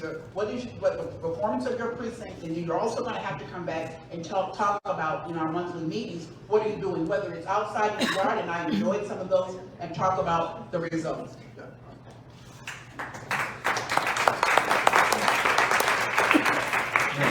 It's all about training. It's about getting involved, growing your precinct, getting on, going from a group of 5 to a group of 15 to a group of 30, training them on what they need to do, educating them on the issues, getting you involved, letting you be involved in the process of what's going on in the county party without making anybody mad. We don't need you bailing out because me and Jeff have differences, or me and Yvonne have differences, or me and Adam Morgan have differences. We need to get you involved and educate you and let you make your own decision. Okay? I can tell you who to vote for, and I can tell you everything you want to know about them, but I need you to make an educated decision.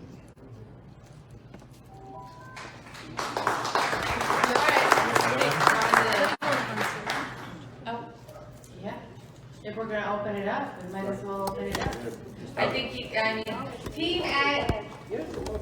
at Green you come every Friday to Coffee and Politics. You can reach out to them at any time, give you everything you need. You've already got it in the works. You can do it online from home. See all Josephtina's training. Just reach out, we'll help you. Well, can I respond to that question? Hold on a second. Do we want to keep questions going, or would you guys like to hear closing remarks, because we have 15 minutes left? What time do we have? 8:45. 8:45, all right, well, let's let Jeff finish with this answer. And then, what do we say, 10 more questions? 10 questions, and They have to be directed. and then, because I know everybody wants to get home. Beth, I just wanted to add that the prior administration had no training. There was none. So the people, the legacy people had nothing. While we meet in the backyard, at the headquarters, it was a lot of fun over the summer. Never missed a meeting, never rained on us. That was God's intervention there. But because the Hilton took away our deal. I wonder who called the Hilton and made the Hilton take away our financial deal. It used to be $650. That's easy. We can do that all day long. Guess what? They took that deal away. Somebody in influence amongst the party. Number two is they drained our accounts. The same people Julie doesn't want to call out. She doesn't want to call out certain people for doing that. I've been calling them out, and some of them are elected officials here in town. They drained our accounts with a $9,800 party they gave themselves at the Poinsett Club. Julie, were you there? No, I was not. Thank you. I'm glad you're not there. Will you call out the people that did Jeff that? gave us attacking. I'm asking if you were at the party.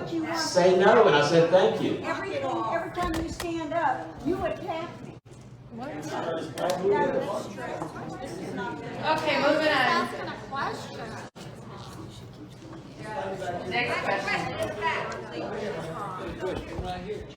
Joe, and then from the lady. Got one short question, just a simple question.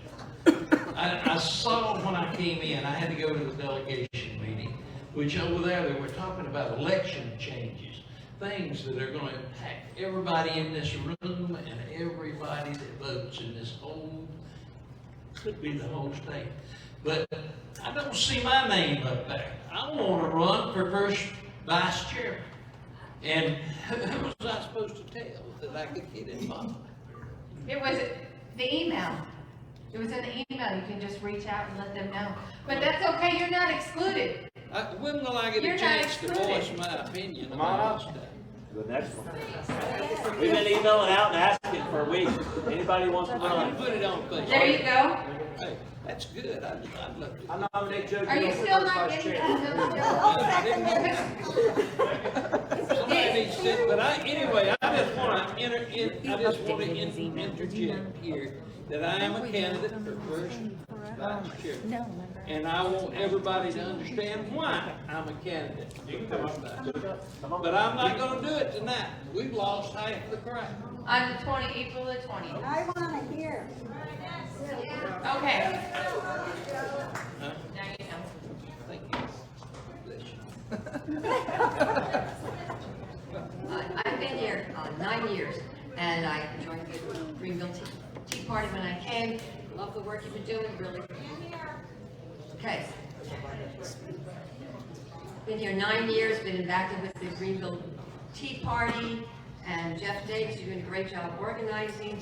When I first came here, I was surprised to find out that South Carolina has an open primary. We started working on it back then, way back then. I want to know what the strategy is and what the progress is to do that, because that is key to a lot of things that are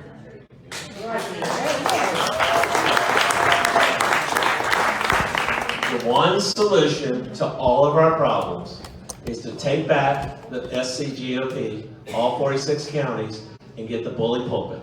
and to be able to call out all these runs. I'm sorry, I wish there was something easier. They distract us with these different issues. But if we take back all 46 counties in the state party and kick out Drew McKissick, then we have the bully pulpit, and that we have actually sent up people to DC under the leadership of this to learn how to run campaigns. And our goal is, and we're setting up a statewide organization, campaign leadership and management, or campaign management and consulting firm group, open and transparent, not one of these money-making things that most of these people are into, but patriots like yourself, we want involved in it, and we're going to run 300 to 500 America First Patriots in the June 2024 primaries. That's how we turn them all out. That's every House seat, that's every state Senate seat, that's half of your school boards, that's half of your county councils. That's the only way we're going to do it, is in one fell swoop with people that actually want to change all of those issues, every one of them.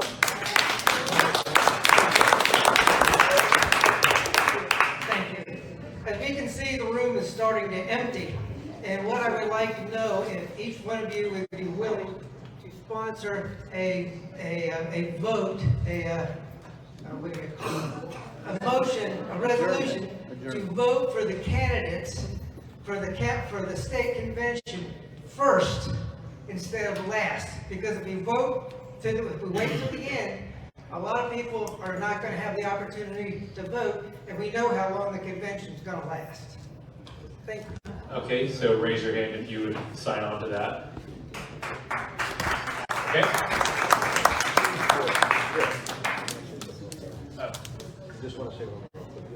My name is Judith Chanzola, newly elected EC of Circle Creek Precinct. Yvonne, as an executive board member, you must be aware that many America First conservatives have left the Greenville County Republican Party in the last 2 years because of the rhetoric and choices of the current county chairman, Jeff Davis. My question, if elected chairman, what are your plans and what would you say to those who have been disenfranchised, and the legislators also who have been disenfranchised, engaged and working again with the Greenville County Republican Party? Well, that's a great question, Judy, and I've told people that in my job, I actually had to walk in chemical plants where there were person-high posters of naked women on the wall. So my point is that I was required in my industry, in my job, to be able to deal with all kinds of people. And our focus in a corporate business where you don't have the luxury in politics of building these little cliques and cabals, because no one holds you accountable. I mean, it's the only job where you set your own salary, go to work when you want, your employer has little control over you except when you vote. So it's a great job for certain kinds of people, you know. But what I would do to say that is, again, to focus on the mission. The mission is, it is candidates. Do you want to be a candidate? Do you want to run a campaign? If you don't want to do that, do you want to turn out people to vote? Find what your talent is. So it is, let's focus what you want to do. And if there's obvious things that are inappropriate, you know, there's ways that you manage human interaction. But there's things that those people can do, and I would give them the task that would contribute to that mission, and that would be our discussion.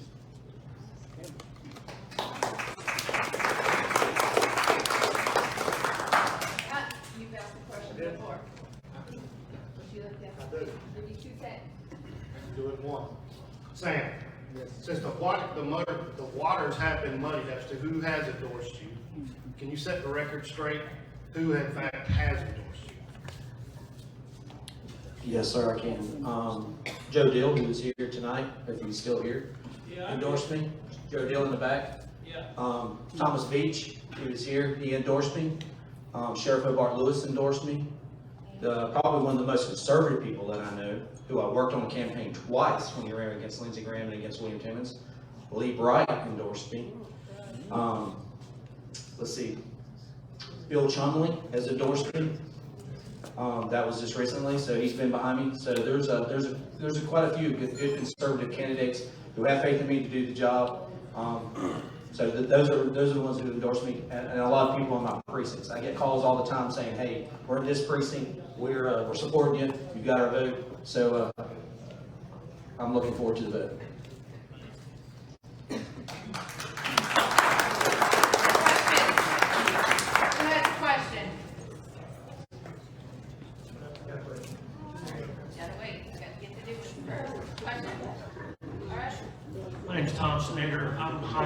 disappointed with the demographics of this meeting.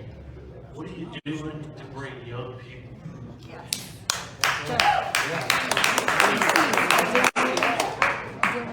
Do you have that directed to someone, sir? Do you want the chair or? Anybody? Okay. We all do. I'm guilty too. Okay. Pointing fingers. Coming from a person. You see this guy?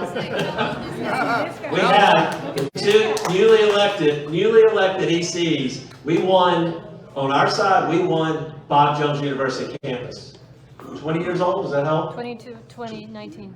19, 20, 22. I think the EC is probably the 22 one. That's what we did. Our intern, Dylan Peters, is the new EC for Wade Hampton precinct. I think he just turned 20. So he just turned 20. So, Twins. which, oh, Interns. we're working with Turning Point USA, and they've got a high school chapter that's working with us. And we have two homeschooling twins that work with they're our current interns right now. But we're reaching out to that community. They're not here tonight, some of them, but that's that community. They're in school or they're in high schools right now. But no, we've been doing substantially, and that has totally changed the demographic of what's going on. We want to reach out to all communities. Clemson Young We Republicans. can knock on all the doors we want. But if you look and see what happened in Wisconsin, they just elected a highly liberal judge that's going to turn that state the wrong direction. All right. And it's because of the young people. Next question. Oh, wait, hold on. I'm going to give Julie a chance to say what she would do. Well, we do have the Young Republican Club in Greenville County, and I think that we need to reach out more to them to invite them to our executive committee meetings so that they can be involved as well. They won't come up. They won't show. They're all established. It may be because there is so much yelling going on. But kicking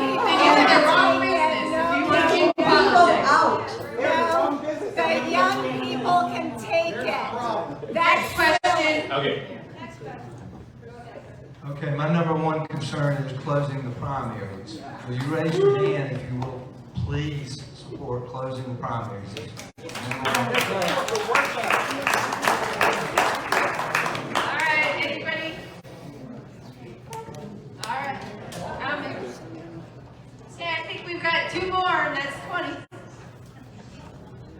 All right, Julie, the Live Free nonprofit. Can you talk a little bit about the split of government versus private funding for that?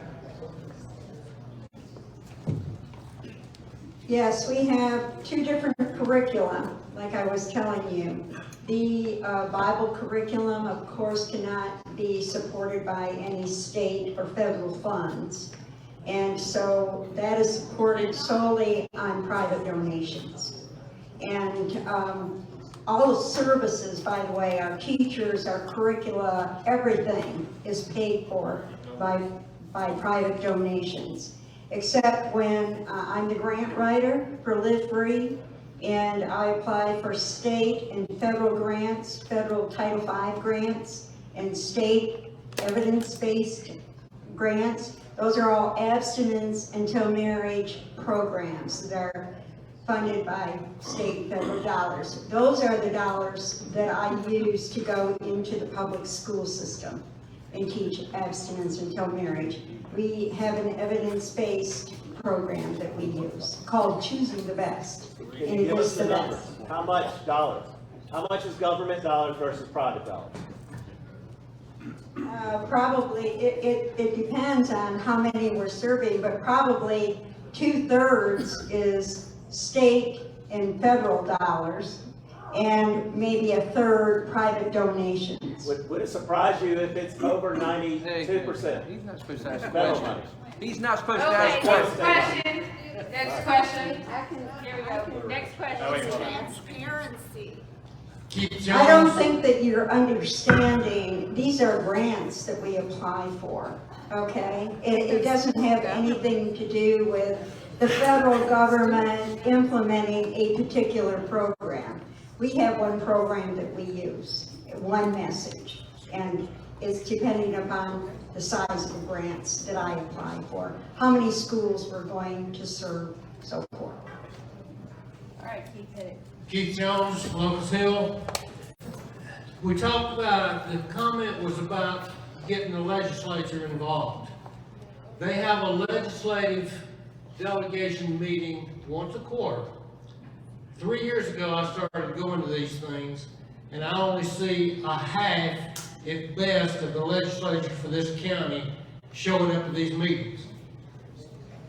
This didn't have anything to do with what Jeff said or yelling or whatever. This has been going on. If they get elected to an office in this county, they should be at that meeting.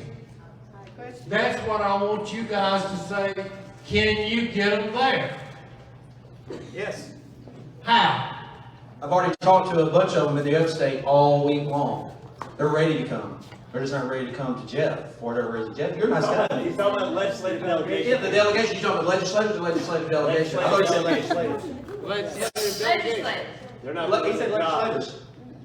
Are you gonna call them out for not showing up at the legislative delegation meeting? We're calling them out. We're calling them out for not doing the job, but you gotta call them out for not doing the job.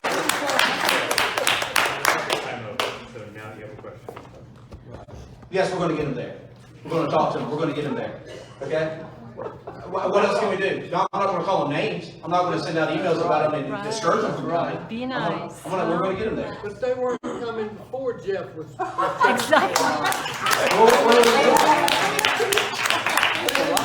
3 years I've been going, they hadn't been coming. Sam, I think we're looking for a fresh idea. What's your fresh idea? To get people to come who haven't been coming way Stop before blaming Jeff the Davis. Jeff Davis derangement syndrome. Right. So, now, I didn't say Jeff was deranged. And yet to say anything negative about Jeff, about anything. You know, hey, they weren't coming before. And they're not Replace coming, them. and they're not coming to Jeff, so what should we do? Should we send somebody to go pick them up and bring them? Replace Yes. them. Replace them.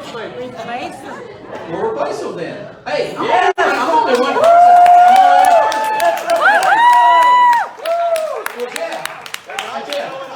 Tell me why they haven't been replaced yet. Because we've been fighting the right, we got a plan. Okay. Did you send anybody to DC? Have you been to any of our trainings? I mean, we've been training candidates. Did you come to our candidate They're not training? replaced yet then. We have replaced 4. We have replaced They're not coming, they're 4. still not coming. No, why? And they've been replaced or they haven't been replaced? We Which have is it? 4. We have 4. Okay. We now have a conservative school board 6 to 6. So because we replaced them. Woo! Replacing them. So you're saying they're coming, they're not coming? They're not coming. Okay. There you go. The new ones are not coming either. Track record, they hadn't been coming. And they're still not coming? Well, they don't take and publicize that meeting real well. You have to dig and find out what it is. Exactly. All right, this is our final question. Hold on, Yvonne, I'm going to answer. What would you do to get them to come? Well, I mean, You can make it short if you want. right. You know, I certainly reached out. I mean, I reached out to legislators, like, you know, just, Adam and I have been texting back and forth. You ask politely. First of all, you give the objectives. Why do we need you there? I'm not a big fan of just meetings for meeting's sake, or as one of our dear colleagues said, just we're supporting our legislators, you know, we don't meet just for that. So I want them to talk about legislation. It's to their benefit to let us know, because once we prove our power by having an activated group of people that can actually influence, which is my vision, that we're active and influential, then they're making a stupid business decision if they don't come. Yeah. All right. Abby Minor, Silver District. Questions to Sam and Julie. So all night we talked about unity. There was a meeting in Greenville, unity meeting with some big names, and none of the current Greenville members were invited. So that was like a fake unity. Can you comment on that? So he's looking for a comment on why none of the actual Greenville GOP was invited to a unity meeting. I wasn't involved in the invitation list. So I didn't get to. You were in the video. I was in the meeting. I was invited to the meeting. You talking about the one that's at reorg? No. With the Adam Morgan's meeting. With the pastor. I wasn't there yet. Being my part back to church, I wasn't there yet. So I don't know why I didn't get invitation. Maybe what his question was, if they weren't invited, what do you think about that? It was a unity meeting, but you didn't invite invite any of the, not you, I mean, they, Why weren't they what do you invited? think about it? Well, I think it's. I wasn't invited either. So who was What do you think about that? So what were they trying to unify, do you think? I don't know, but I'm all about unifying and pulling together on a common cause, the conservative cause. United we stand, But divided we I fall. wasn't invited, so I don't go where I'm not invited. All right, I don't know if we want to do closing. But there's another meeting that I'd like to just bring up. Okay. I'd like to just mention, just again, just to bring up an issue around this SCGOP. So there is a meeting in Spartanburg that was announced by Mark Burns and a woman, Kizzy Smalls. So this was hilarious, and I thank Becky Purdue. Becky's probably gone, but she sent me the invitation, and I had the biggest laugh because it was a conservative minorities conference organized by Mark Burns and Kizzy Smalls, and it was hilarious because I was not invited. But the point is, it's clearly part of this, just another indication of this SCGOP dishonesty, because there is no conservative minority movement active in South Carolina because there hasn't needed to be. I mean, it's a bad decision because it's, it's strategically not needed today, but if you look towards the future, if people had any sense, they would be doing it. And it should be the kind of movement that is not focused around strictly minorities, but around Americans, because that is the message that most Black Americans want, is to be united. Do we want to let closing statements happen? Are we good on questions? Do we have anything? All right, we are going to do a minute closing statement for each candidate. Listen, I think we all agree on a lot of the same points up here. The question is tactics about how we do it. There's been some alienation that's going on for whatever reason, whether it be yelling at meetings, whether it be sending out nasty emails about people. I've yet to criticize anybody that's up here on the stage. Yvonne, Jeff, I don't need to do that. If I need to have a problem with them, I'll come and talk to them. We've got to unite. Like I said earlier, the Democrats are eating their lunch, and the liberal Republicans. They're the ones putting the schools. We're dealing with transgender on beer cans now. So we've got big problems coming ahead. We're trying to unite. The state party needs to be replaced. There's no doubt about it. But the tactics of how we do that is going to be the recipe. So that's what we've got to come together on. I think we agree on just about everything up here. It's just the tactics of how to do it. I'm a tough leader. I don't back down. I hope that I get your vote for on April 24th for the chairman. So I appreciate you all being here. Thank you. Sir. All right, Yvonne. Thank you again. I appreciate your being here as well. I have spent 2 years with this fight and watching this machine being built.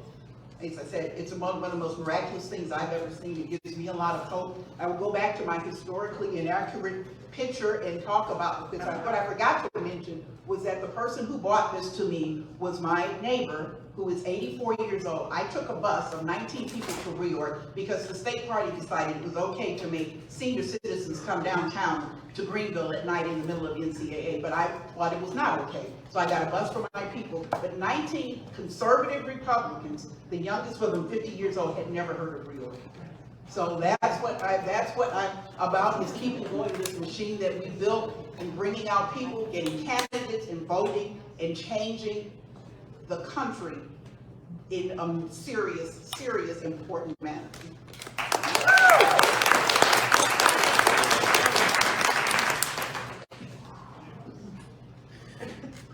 I think there's a lot of common ground here with the candidates. I think the biggest thing that we need to understand, though, is you all remember the Tea Party, right? Yes. They were bludgeoned to death because they dared to stand up to the SCGOP and the RNC, and that continues to happen. Whoever's going to take, what you call leadership positions, but I would say service positions, because we're supposed to be serving each other. And leaders are really the whole body. The head should come last, the body should come first. The thing that I would say is that we have to be resolved. We're going to get a lot of resistance. So you have to have the stomach to fight. Yeah, we haven't gotten along in Columbia because we haven't bent. I've been to those meetings and they are controlled at the top, controlled. And there are at least 30 state ECs that are never going to vote anything but what the state leadership tells them to vote. No matter how many of you know, you're not going to change your mind.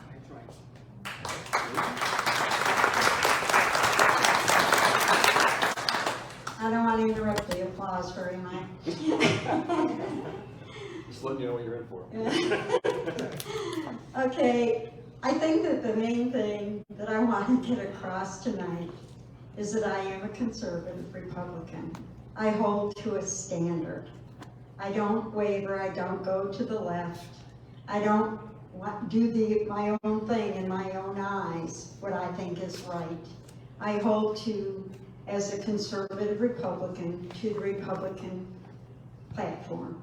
The Republican platform is worth supporting and upholding.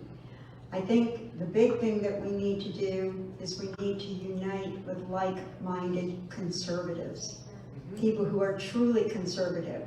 We have to form relationships, folks. We can't be bullying people and fighting amongst us. We cannot make it impossible to move forward. We're just like a dysfunctional family right now. We're not getting anywhere. And if we really want to be effective for change at the state level, then we need to form relationships and we need to work together. Join us. Imitation is the greatest form of flattery, right? Nobody spoke reorg. Nobody spoke about pushing back against the Rhino establishment. Nobody spoke about this until we started it 2 years ago, right here, January 29, 2021. Nobody talked about civic engagement. How do we teach ECs? Nobody talked about getting them engaged. Nobody even talked about getting rid of Drew McKissick. We were the first people that talked about it. I love the fact that other people are seeing it, but also we got to look past who's supporting them. Why are we doing this? I am polarizing. Donald Trump is polarizing. I'm sorry. I've done everything I can to get people to come to the table. I asked Julie to come meet. She wouldn't do it. Sam didn't tell me about himself running. I mean, if he had issues or a plan or any thought, bring it to me. Come and talk to us. I'm asking everybody to come together and work in unity, but people won't come because guess what? We're holding people accountable. And if you wanted that to continue, vote for this team. Woo! All right, that concludes tonight's event. Thank you guys for coming out, and I hope you guys have a great night.